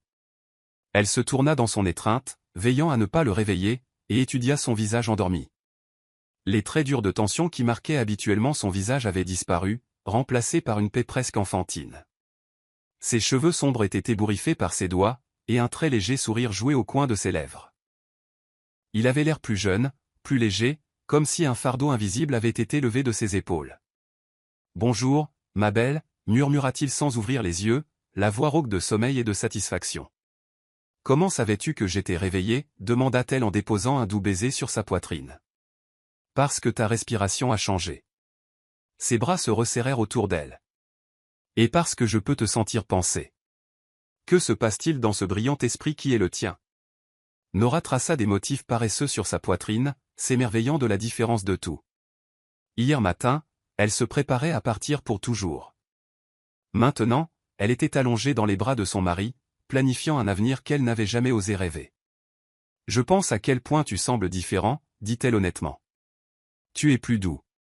D'une certaine manière. Plus ouvert. » Le rire d'Ethan gronda sous son oreille. Le docteur Summers m'avait prévenu que cela pourrait arriver. Apparemment, réprimer sa vraie nature pendant des années a tendance à faire émerger le vrai soi une fois que le barrage cède. Émerger est une façon de le dire, taquina Nora en se souvenant de l'intensité passionnée de la nuit précédente. Une lueur s'alluma dans les yeux gris d'Ethan. Attention, Madame Vance. Continuez à parler comme ça et nous ne quitterons jamais ce lit. Le terme affectueux, prononcé avec une possessivité si chaleureuse, lui envoya des frissons le long de la colonne vertébrale. Est-ce que ce serait une si mauvaise chose? Terrible? Non. Irresponsable? Absolument. La main d'Ethan glissa dans ses cheveux, inclinant son visage vers le sien. Parce que, même si je veux passer le reste de la journée à adorer chaque centimètre de ton corps magnifique, nous avons des choses à discuter. Des choses importantes. Comme quoi? Comme le fait que je te trompe depuis 3 ans au sujet de ton entreprise. L'aveu sortit d'un trait, et Nora vit la culpabilité vaciller sur ses traits. Elle haussa un sourcil. Je sais déjà que tu as secrètement investi dans mon entreprise, Ethan. Pensais-tu que je ne le remarquerais pas? Tu es au courant des investissements? Oui. Mais il y a plus. Ethan s'assit, l'entraînant avec lui pour qu'il se fasse face en tailleur sur les draps de soie. L'expression vulnérable sur son visage lui serra le cœur. Nora, tes créations. Elles ne sont pas seulement exceptionnelles. Elles sont révolutionnaires. Le monde de la mode bruise de ton travail depuis 2 ans. Et ce n'est pas grâce à mon argent. Qu'est-ce que tu veux dire? Je veux dire que Céleste Dawn n'a pas porté ta robe au Mégala parce que je le lui ai demandé. Elle l'a portée parce que, lorsque son styliste lui a montré ton portfolio, elle a dit que c'était la plus belle chose qu'elle ait jamais vue. Les mains d'Ethan trouvèrent les siennes, les serrant fort. Je veux dire que Vogue essaie d'obtenir une interview de toi depuis des mois, mais j'ai demandé à Lila de les éconduire parce que j'avais peur que cela t'éloigne de moi. Nora le dévisagea, choquée. Vogue veut m'interviewer? Vogue, Harper's Bazaar. Ils le veulent tous. On parle même de t'offrir un poste de directrice de la création dans l'une des grandes maisons de couture. La voix d'Ethan était pleine de fierté et de regret. Tu es talentueuse, Nora. Incroyablement, étonnamment talentueuse. Et j'ai eu si peur de te perdre que j'ai saboté ta carrière sans même m'en rendre compte. Les larmes lui piquèrent les yeux, non pas de tristesse, mais d'une émotion écrasante. Tu penses vraiment que mes créations sont bonnes? Je pense que tes créations vont changer l'industrie de la mode, dit férocement Ethan. Je pense que tu vas être l'une des créatrices les plus célèbres de ta génération. Et je pense que j'ai été un imbécile égoïste d'essayer de te garder pour moi seul. Qu'est-ce qui t'a fait changer d'avis? Le sourire d'Ethan était navré. La prise de conscience qu'aimer quelqu'un signifie vouloir le voir briller, pas cacher sa lumière sous le boisseau. Je veux que le monde entier voie à quel point tu es incroyable, même si cela signifie te partager. Nora se jeta dans ses bras, l'embrassant avec tout l'amour et la gratitude de son cœur. Quand ils se séparèrent enfin, tous deux essoufflés, elle appuya son front contre le sien. Je ne veux pas de poste dans une autre maison de couture, dit-elle doucement. Je veux construire quelque chose à moi. Quelque chose dont nous pourrons être fiers ensemble. Ensemble? La voix d'Ethan était soigneusement neutre, mais elle pouvait voir l'espoir dans ses yeux. Ensemble, si tu veux être impliqué. C'est-à-dire, en tant que mon mari, pas mon investisseur secret. Elle sourit, se sentant audacieuse, belle et infiniment aimée. Je veux que Vance Industries s'associe officiellement avec Ardent Design. Je veux que le monde entier sache qu'Ethan Vance croit au talent de sa femme. Le monde entier, Le sourire d'Ethan était malicieux. Y compris la presse de la mode qui meurt d'envie d'obtenir une interview avec la mystérieuse Madame Vance? Surtout eux. Les yeux de Nora pétillaient de malice. Je pense qu'il est temps qu'ils apprennent que la femme du PDG reclus se cachait à la vue de tous, construisant un empire, une couture à la fois. Le rire d'Ethan remplit la pièce, riche et joyeux d'une manière qu'elle n'avait jamais entendue auparavant. Mon Dieu, j'aime ta confiance. J'aime ton ambition. J'aime la façon dont tes yeux s'illuminent quand tu parles de tes rêves, et j'aime que tu veuilles que je fasse partie de ces rêves au lieu de te protéger d'eux. Elle traça la ligne de sa mâchoire, s'émerveillant de son air détendu. Qu'est-ce qui a changé d'autre, Ethan? Quels autres secrets as-tu gardés? Son expression devint sérieuse. J'ai prévu de me retirer des opérations quotidiennes de Vance Industries. Lucas est plus que capable de gérer les choses, et je veux me concentrer sur nous, sur notre mariage, notre avenir, peut-être même. Il s'interrompit, le rouge lui montant aux joues. Peut-être même quoi? Peut-être même fonder une famille, dit-il tranquillement. Si c'est quelque chose que tu veux. Je sais que nous n'avons jamais parlé d'enfants, mais je me surprends à imaginer à quoi ressemblerait notre fille, si elle aurait tes yeux, ton sourire ou ton incroyable force. Le cœur de Nora se gonfla jusqu'à ce qu'elle pense qu'il pourrait éclater. Une fille. Ou un fils. Ou les deux. Ou autant d'enfants que tu veux avoir. Les mains d'Ethan encadrèrent son visage, ses pouces caressant ses pommettes. Je veux construire une vie avec toi, Nora. Une vraie vie, pleine d'amour, de rire et de toutes les choses dont j'avais trop peur de rêver auparavant. Je le veux aussi, murmura-t-elle. Je veux tout avec toi. Alors commençons à planifier. Le sourire d'Ethan était brillant, transformateur. Planifions ton empire de la mode, notre famille, notre avenir. Planifions la vie que nous aurions dû vivre depuis le début. Comme s'il était convoqué par leur bonheur, un léger coup à la porte les interrompit.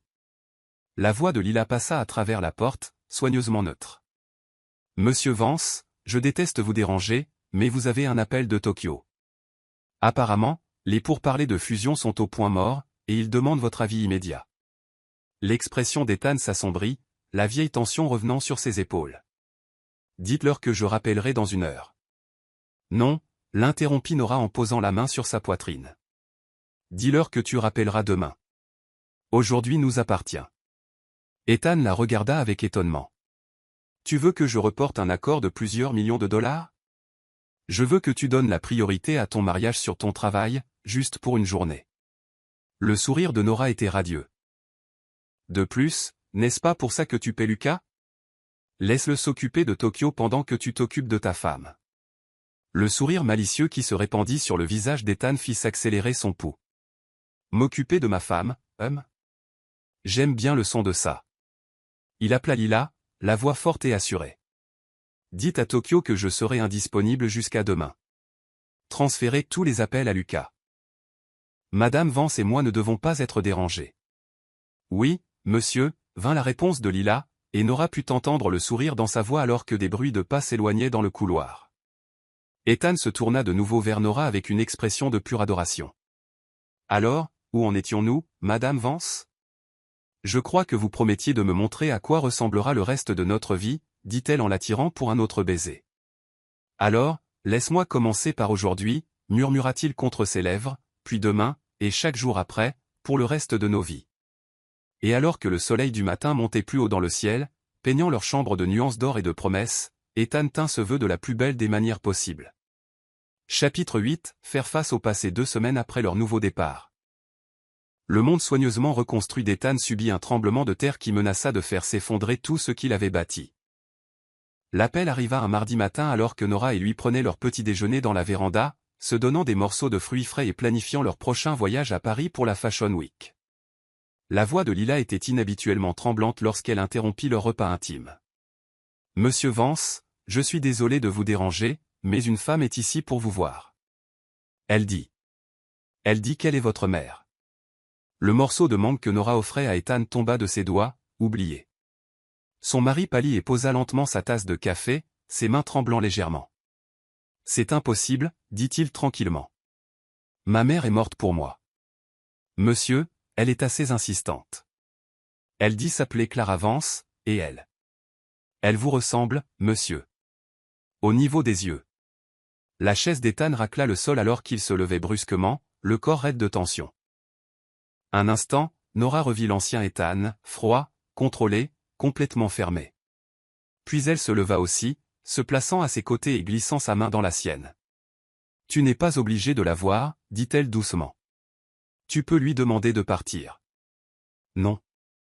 La voix d'Ethan était creuse, mais sa prise sur sa main était ferme. Non. Si elle est vraiment là, si elle est vraiment vivante, j'ai besoin de savoir pourquoi. J'ai besoin de savoir pourquoi elle m'a abandonné et n'a jamais regardé en arrière.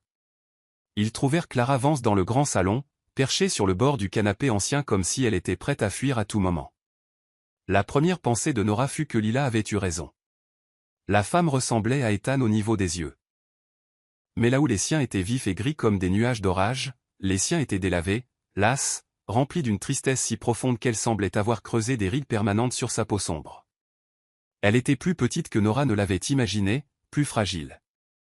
Ses cheveux, autrefois probablement aussi épais et brillants que ceux d'Ethan, étaient maintenant parsemés d'argent et tirés en un simple chignon. Elle portait une simple robe noire qui avait connu des jours meilleurs, et ses mains tremblaient légèrement alors qu'elle serrait un sac à main en cuir usé. Ethan. Le nom tomba de ses lèvres comme une prière, et des larmes coulèrent immédiatement sur ses joues. Oh, mon garçon, regarde comme tu es devenu beau. Ethan resta figé sur le seuil, le visage un masque de fureur contrôlée. 27 ans, dit-il, la voix mortellement calme. 27 ans, et c'est tout ce que vous avez à me dire? Clara tressaillit comme s'il l'avait frappée. Je sais que tu dois me détester. Vous détestez? Le rire d'Ethan était amer. Je ne vous déteste pas, Clara. Je ne ressens rien pour vous. Vous êtes morte pour moi depuis le jour où vous avez franchi cette porte pour ne jamais revenir. Ethan, dit doucement Nora en lui serrant la main. Elle pouvait sentir la douleur irradier de lui par vagues, le petit garçon qui avait été abandonné luttant avec l'homme qui avait appris à se protéger. Non, Nora, tu ne comprends pas. Il retira sa main, s'avançant plus profondément dans la pièce mais gardant ses distances avec la femme qu'il avait mis au monde. Cette femme a détruit mon enfance, ma capacité à faire confiance, ma capacité à aimer. Elle m'a laissé seul avec un monstre, et maintenant elle veut revenir dans ma vie comme si de rien n'était. Vous avez raison, dit tranquillement Clara. Je ne mérite pas votre pardon. Je ne mérite même pas d'être dans la même pièce que vous. Mais je suis mourante, Ethan. Il me reste peut-être 6 mois, et je ne pouvais pas partir sans essayer d'expliquer. Expliquer quoi? Les mots explosèrent d'Ethan avec une force volcanique. Expliquer comment vous avez pu abandonner votre fils de 8 ans? Expliquer comment vous avez pu me laisser seul face à Silas? Expliquer comment vous avez pu disparaître pendant près de 3 décennies sans même un appel pour savoir si j'étais en vie? Nora regarda son mari s'effondrer, vit des décennies de douleur et de rage refoulées jaillir de lui comme du poison d'une blessure. Son cœur se brisa pour le petit garçon qu'il avait été, mais il souffrait aussi pour la femme brisée assise devant eux. Je ne pouvais pas t'emmener avec moi, murmura Clara, sa voix à peine audible. Il a menacé de nous tuer tous les deux si j'essayais. Il a dit qu'il nous traquerait, qu'aucun tribunal ne donnerait la garde de son fils à une femme dérangée. Vous auriez pu vous battre pour moi. Avec quoi? La voix de Clara gagna en force, le désespoir la rendant audacieuse. Il m'avait isolé de ma famille, de mes amis, de quiconque aurait pu m'aider. Il contrôlait tout l'argent, toutes les relations. Je n'étais personne, Ethan, une femme effrayée sans ressources et sans pouvoir contre l'un des hommes les plus influents de la ville. Alors vous avez simplement abandonné, dit Ethan, mais Nora entendit la fêlure dans sa voix, le premier signe que la colère de son mari cédait la place à quelque chose de plus profond. J'ai sauvé ma vie, dit fermement Clara. Et, en partant, j'ai aussi sauvé la tienne. Tu penses que Silas était terrible avant? Quand il a réalisé que je prévoyais de partir, quand il a soupçonné que je pourrais essayer de t'emmener. Les choses dont il m'a menacé, Ethan, les choses qu'il a promis de nous faire à tous les deux. Comme quoi? La question vint de Nora, qui se rapprocha d'Ethan, lui offrant un soutien silencieux. Les yeux de Clara se tournèrent vers elle, observant l'amour et le partenariat évident entre eux. Vous devez être Nora. J'ai vu les photos dans les pages mondaines. Vous êtes encore plus belle en personne. De quoi vous a-t-il menacé? Répéta Nora, ignorant la diversion. Il a dit qu'il ferait passer ça pour un accident de voiture peut-être, ou un cambriolage qui a mal tourné. Il a dit qu'il avait des relations dans la police, des juges qui lui devaient des faveurs. Il a dit que personne ne remettrait en question la mort tragique d'une femme instable et de son malheureux fils. Les mains de Clara tremblaient en parlant. Je l'ai cru, parce que j'avais vu de quoi il était capable, la façon dont il pouvait détruire les gens avec un appel téléphonique, ruiner des vies avec un mot. Ethan s'effondra dans un fauteuil, le visage pâle. Il ne m'a jamais menacé directement après votre départ. Il était différent, froid, distant, mais pas violent. Parce que tu lui rappelais moi, dit tristement Clara. Chaque fois qu'il te regardait, il voyait la femme qui avait osé le quitter. Mais tu étais aussi son héritage, son héritier. Il avait besoin que tu sois fonctionnel, que tu réussisses, alors il a canalisé sa rage en s'assurant que tu ne serais jamais faible comme moi. En m'apprenant que l'amour était dangereux, dit tranquillement Ethan. En me convainquant que la passion détruisait tout ce qu'elle touchait. Je suis tellement désolé. Les mots sortirent, brisés, désespérés. Je pensais. J'espérais que la distance le ferait perdre intérêt, que je pourrais éventuellement revenir te chercher. Mais les années ont passé, et j'étais si brisé, si effrayé. Le temps que je reprenne ma vie en main, tu étais un adulte, tu avais réussi. Et j'ai pensé. J'ai pensé que tu étais mieux sans moi. Nora sentit les larmes couler sur son visage alors qu'elle regardait 3 décennies de douleur se dérouler devant elle. Qu'est-ce qui vous a fait changer d'avis? Le diagnostic, dit simplement Clara. Quand les médecins m'ont dit qu'il me restait 6 mois, peut-être moins, je ne pouvais penser qu'à mourir sans jamais lui dire la vérité. Sans qu'il sache que le quitter a été la chose la plus difficile que j'ai jamais faite, qu'il ne s'est pas passé un jour sans que je pense à lui, que je prie pour lui, que je l'aime de loin. Ethan resta silencieux un long moment, les mains si serrées que ses jointures étaient blanches. Quand il parla enfin, sa voix était rauque d'émotion. « Je faisais des cauchemars où vous reveniez, dit-il. Où vous apparaissiez à ma porte pour implorer mon pardon, et je devais choisir entre vous aimer et me protéger. Je n'aurais jamais imaginé que ce serait comme ça. » « Et comment est-ce » demanda Clara avec espoir. « C'est comme si j'avais de nouveau 8 ans, admit Ethan. Effrayé, en colère, et désespérément en manque de ma mère. « Je suis là maintenant, murmura-t-elle. Je sais qu'il est trop tard, je sais que je ne le mérite pas, mais je suis là. » Nora regarda son mari se débattre, vit la guerre entre sa compréhension d'adulte et ses blessures d'enfance. Sans hésiter, elle s'agenouilla à côté de son fauteuil, prenant ses mains dans les siennes. « Tu n'as pas à tout décider maintenant, dit-elle doucement. Tu n'as pas à lui pardonner, à l'accepter ou quoi que ce soit d'autre. Mais peut-être. Peut-être que tu pourrais commencer par écouter. » Ethan regarda sa femme, cette femme incroyable qu'il avait vue au pire et l'avait aimée quand même, et sentit quelque chose changer en lui. Le petit garçon qui avait été abandonné était toujours là, toujours blessé, mais il n'était plus seul. « Racontez-moi les années après votre départ, dit-il finalement, la voix stable. Racontez-moi ce qui vous est arrivé. » Et alors que Clara commençait à parler, racontant l'histoire de son long voyage de femme brisée à survivante prudente, Ethan commença à comprendre que parfois, les personnes qui nous blessent le plus mènent des batailles que nous ne pouvons pas voir. La guérison, réalisa-t-il, ne consistait pas seulement à aller de l'avant. Parfois, il s'agissait de revenir en arrière et de faire la paix avec le passé. Chapitre 9, Déclaration publique. Le gala annuel de la Fondation Twilight était l'événement social de la saison, attirant l'élite de New York au Metropolitan Museum of Art pour une soirée de champagne, de charité et de réseautage soigneusement orchestré. Mais ce soir serait différent. Ce soir deviendrait une légende, dont on chuchoterait dans les cercles mondains pour les générations à venir. Nora se tenait devant le miroir en pied de leur chambre, apportant les derniers ajustements à la robe émeraude qu'elle avait conçue spécialement pour ce soir. La création était un chef-d'œuvre, une soie qui semblait capturer et retenir la lumière, s'écoulant comme de l'émeraude liquide autour de ses courbes.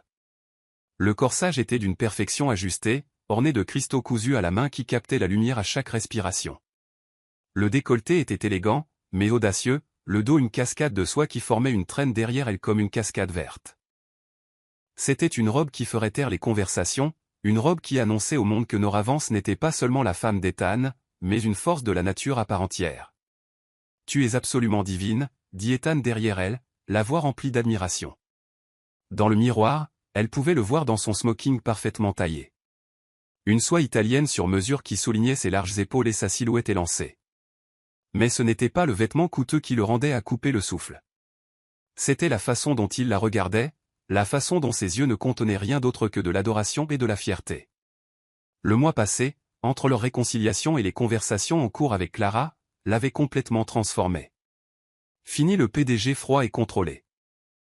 À sa place se tenait un homme rayonnant d'amour, confiant dans son bonheur, n'ayant pas peur de montrer au monde exactement ce qu'il ressentait pour sa femme. « Nous le sommes tous les deux, » dit-elle en s'appuyant contre sa poitrine. « Tu es nerveux pour ce soir ?» Terrifié, admit Ethan avec un rire qui ne contenait aucune peur. Seulement de l'excitation, mais de la plus merveilleuse des manières. « Ce soir, le monde entier saura à quel point je t'aime. » Sa main se posa sur ses épaules nues, chaude et possessive. Ce soir était important pour plus que l'aspect caritatif. Ce serait leur première grande apparition publique depuis que leur mariage était passé d'un arrangement commercial à une histoire d'amour. Plus important encore, Ethan avait des projets qu'il organisait méticuleusement depuis des semaines. Des projets qui rendraient leur amour officiel, public, indéniablement réel, de la manière la plus spectaculaire possible. Madame Vance. Lila apparut sur le seuil, sa tablette à la main, mais son attitude professionnelle habituelle était adoucie par une excitation sincère. Même elle semblait sentir que ce soir serait spécial.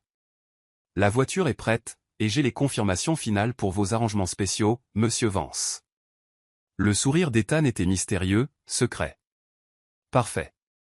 Tout est-il exactement comme je l'ai spécifié ? » Chaque détail, monsieur. Les fleuristes se sont surpassés, les musiciens sont en position, et le photographe sait exactement quand être prêt. Les yeux de Lila pétillaient d'un plaisir à peine contenu. « Si je puis me permettre, monsieur, » ça va être magnifique. Des arrangements spéciaux? Nora haussa un sourcil dans le miroir, étudiant le reflet de son mari. Patience, mon amour, murmura Ethan en déposant un baiser sur sa tempe qui lui envoya des frissons le long de la colonne vertébrale. Tout sera révélé de la plus belle des manières possibles. Le trajet jusqu'au mai fut magique. Le Rolls-Royce glissait dans les rues de la ville alors que Manhattan scintillait autour d'eux comme une boîte à bijoux. Ethan lui tint la main tout le long, son pouce traçant des cercles sur sa paume, soulevant parfois ses doigts à ses lèvres pour de doux baisers qui faisaient battre son cœur. L'anticipation dans la voiture était électrique, chargée d'amour, d'excitation et de la promesse de quelque chose d'extraordinaire. « Quoi que tu prévois, dit doucement Nora, je t'aime déjà pour ça. »« Tu n'as encore rien vu, » répondit Ethan, les yeux dansant de malice et d'amour. Le Metropolitan Museum of Art avait été transformé en un décor de conte de fées. Alors que leur voiture s'arrêtait devant le tapis rouge, Nora eut le souffle coupé. Toute la façade était illuminée de milliers de petites lumières qui scintillaient comme des étoiles. D'énormes arrangements d'orchidées blanches et de roses créaient un chemin parfumé, et le tapis rouge semblait s'étirer sans fin vers la grande entrée du musée. Mais ce fut leur arrivée qui marqua vraiment le début de la magie de la soirée. Alors qu'Ethan aidait Nora à sortir de la voiture, un halètement collectif s'éleva de la foule rassemblée. Les photographes commencèrent immédiatement à prendre des photos, leurs flashs crépitant comme des éclairs. La robe émeraude de Nora captait magnifiquement la lumière, la faisant ressembler à une princesse sortant d'un rêve. Mais c'était l'adoration évidente d'Ethan, la façon dont il la regardait comme si elle était la chose la plus précieuse au monde, qui fit les photographes se pencher avec avidité. « Madame Vance! Madame Vance !» crièrent-ils. « Pouvez-vous nous parler de votre superbe robe ?» Pour la première fois en 3 ans, Nora n'esquiva pas ni ne donna une réponse polie et évasive. Au lieu de cela, elle sourit radieusement et dit, « C'est une création originale Ardent Design. Mon mari m'a encouragé à porter quelque chose qui montrerait au monde qui je suis vraiment. » « Et qui est-ce » cria un journaliste. « Une femme profondément amoureuse de son mari, » répondit-elle en levant les yeux vers Ethan avec une joie si pure que plusieurs photographes cessèrent de prendre des photos, momentanément stupéfaits par l'amour évident entre eux. Le bras d'Ethan se resserra autour de sa taille alors qu'il remontait le tapis rouge, et Nora pouvait entendre les chuchotements les suivre. Ils ont l'air complètement différents. C'est vraiment Ethan Vance? Il est en train de sourire.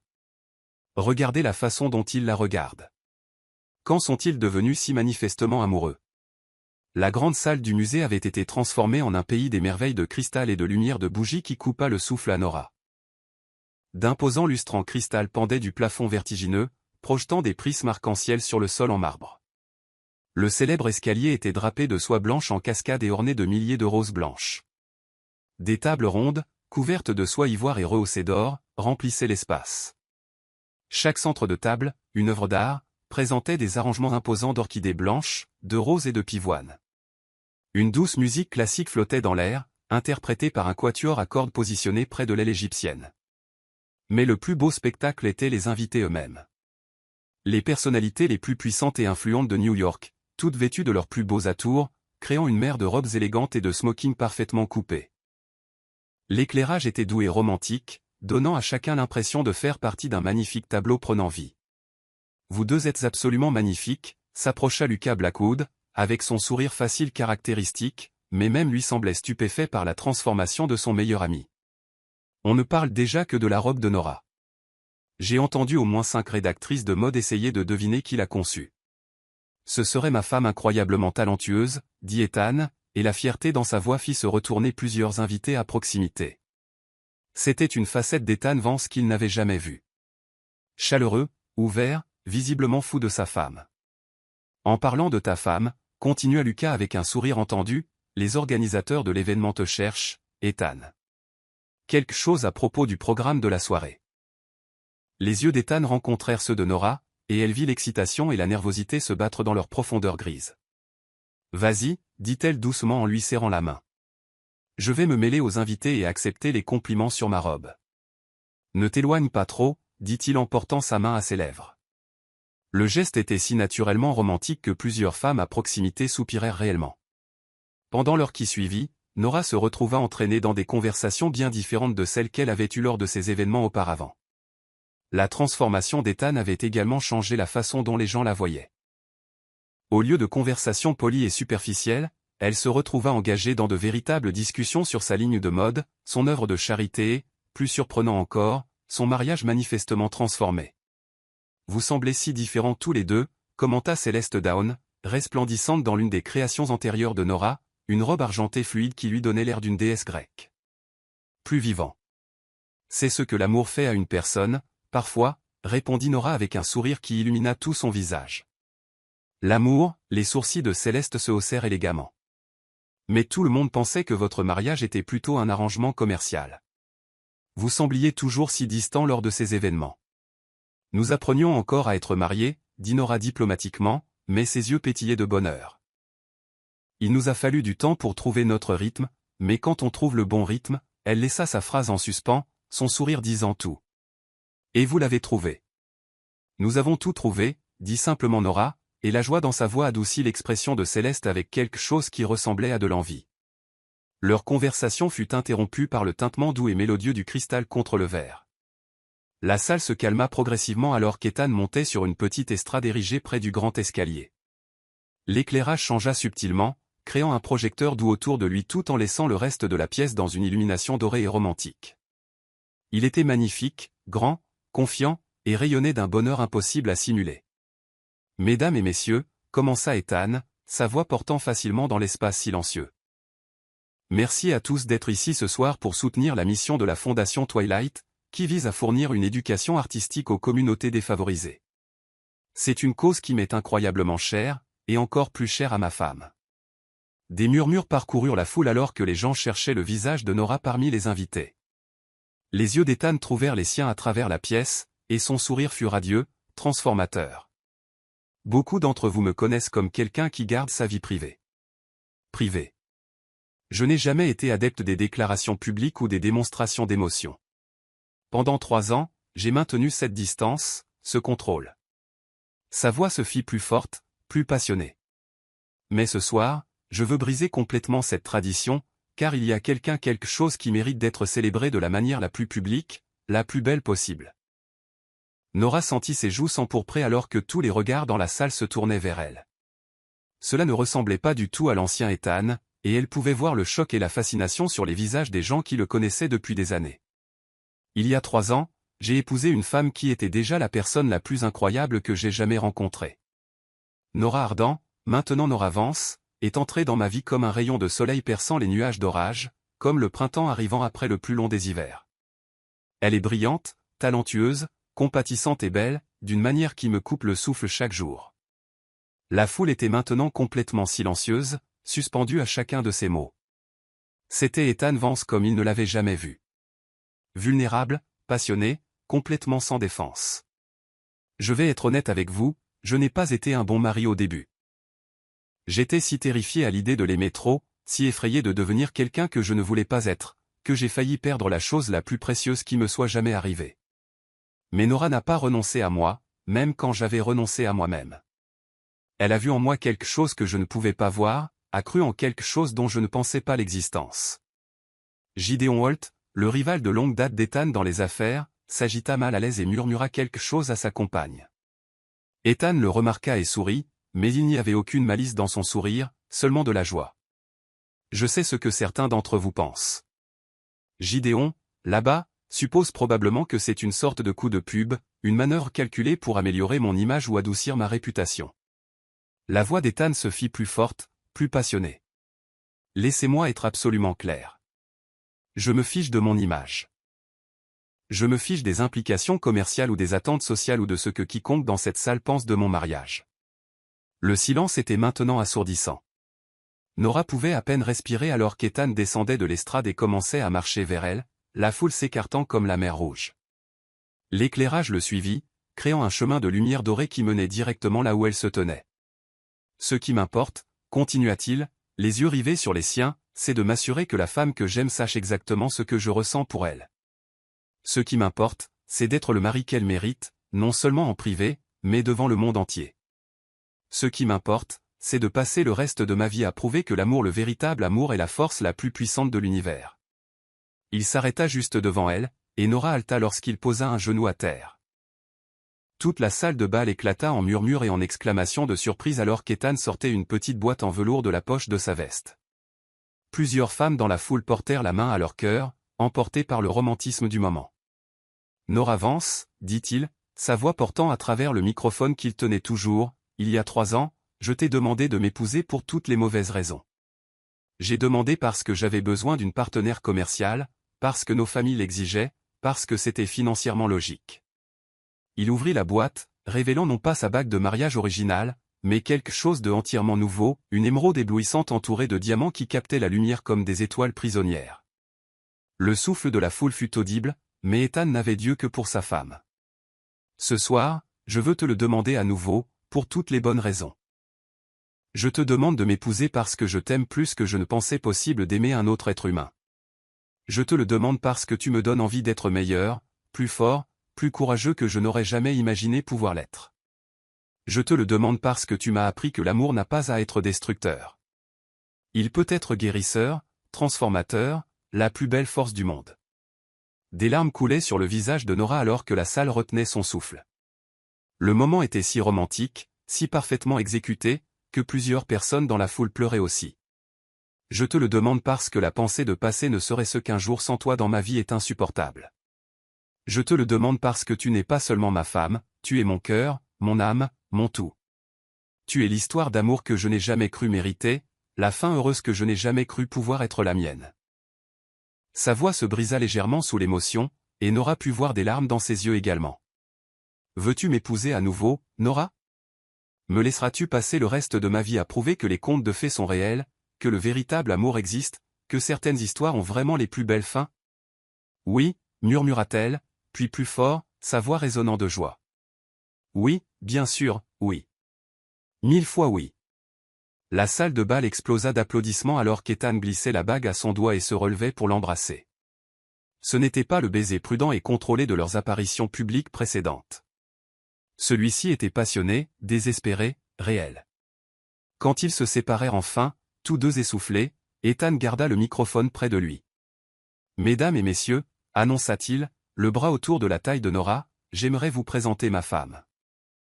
Pas seulement de nom, mais de toutes les manières qui comptent. Elle est le génie créatif derrière Ardent Design, la créatrice de mode la plus talentueuse de sa génération, et l'amour de ma vie.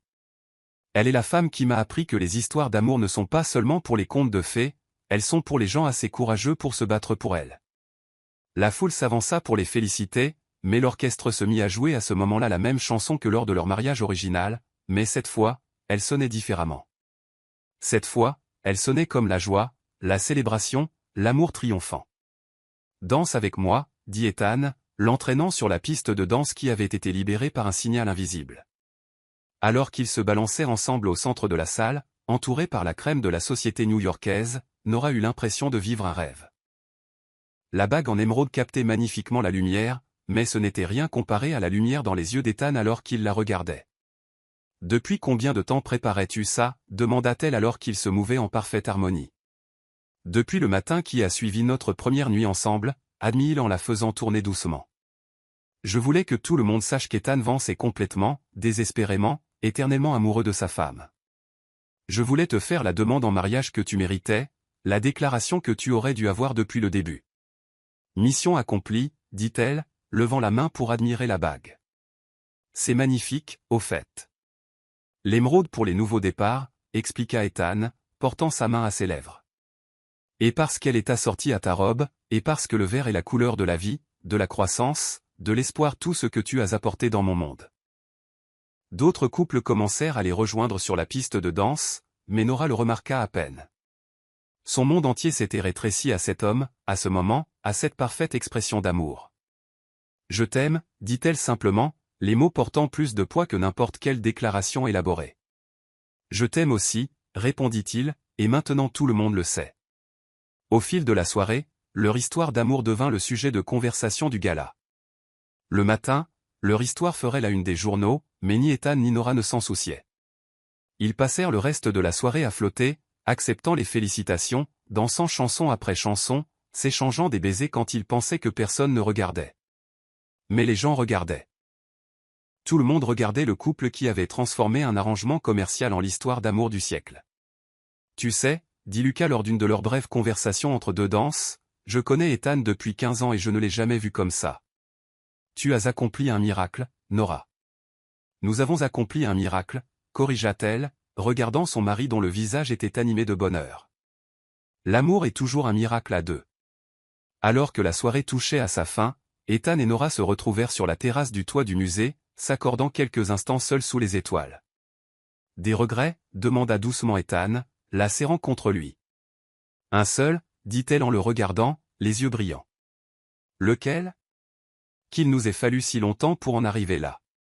Elle sourit, radieuse au clair de lune.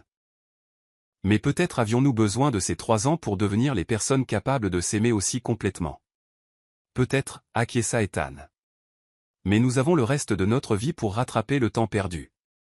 Alors qu'ils dansaient sur la terrasse vide, la ville s'étendant sous leurs pieds et les étoiles brillant au-dessus, Ethan et Nora savaient que cette nuit avait tout changé.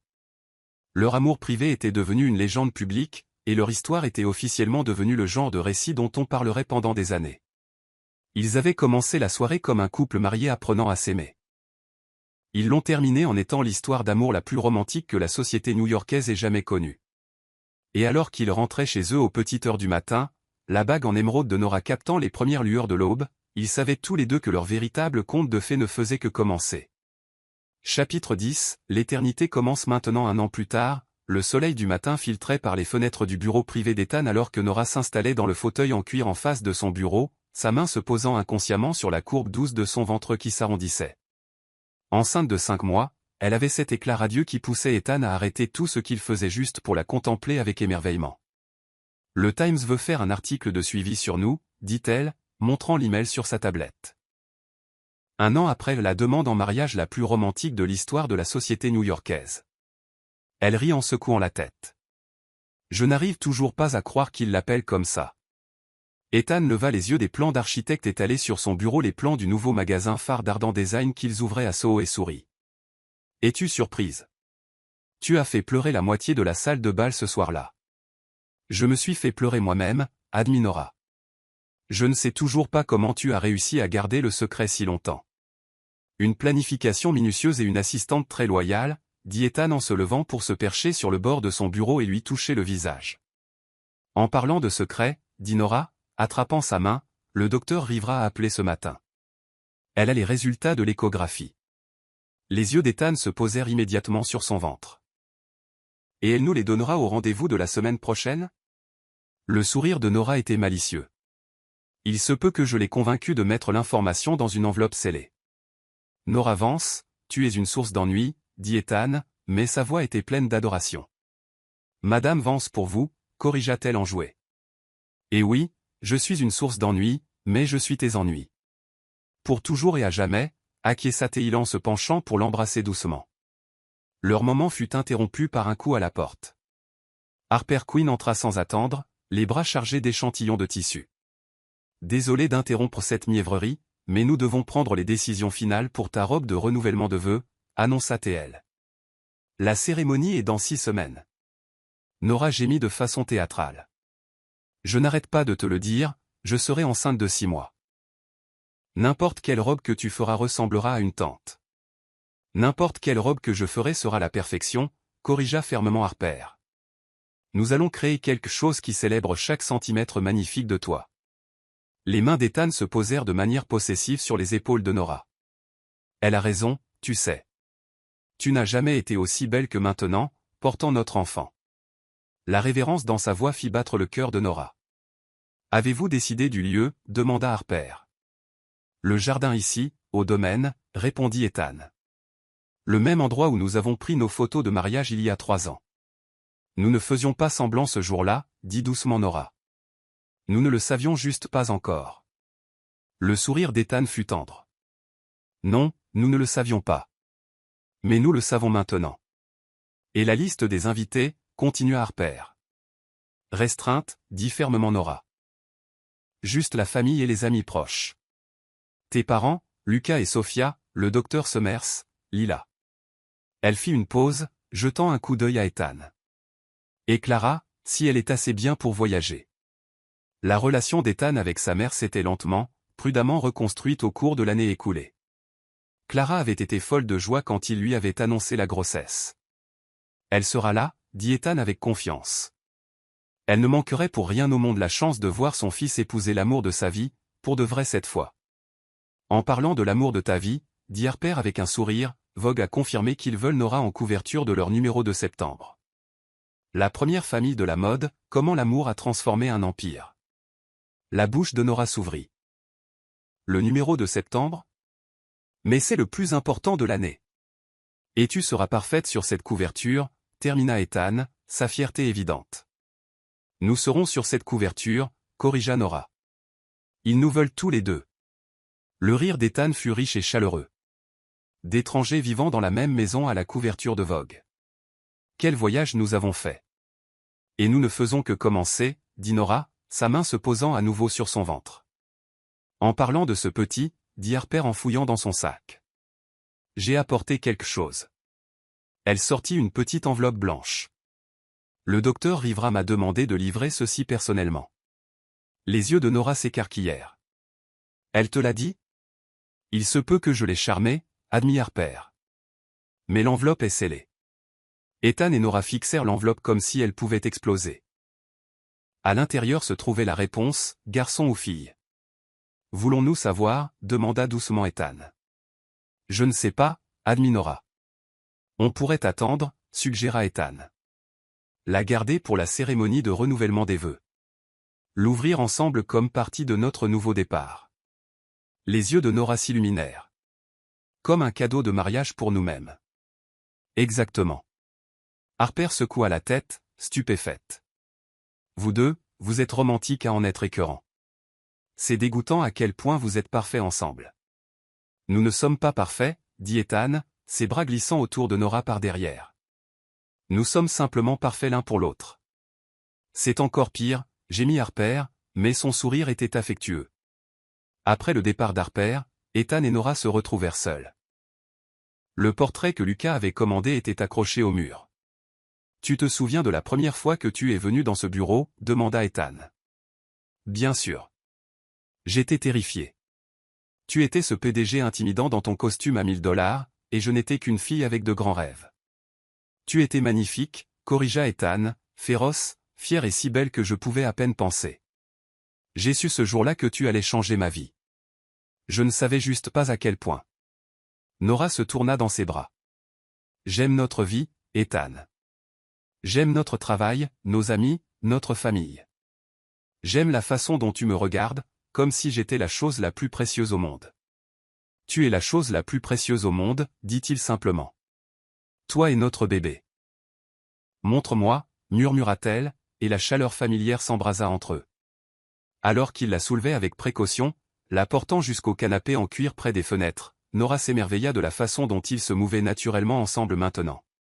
Fini la distance prudente, la peur des sentiments trop forts. À la place, il y avait cette belle confiance, cette certitude absolue qu'ils s'appartenaient complètement. Je t'aime, murmura Ethan contre sa gorge alors qu'il l'adorait de ses mains et de sa bouche, traitant son corps de femme enceinte comme le miracle qu'il était. Je t'aime aussi, Alta-T-L. Pour toujours, Ethan. Quoi qu'il arrive, nous y ferons face ensemble.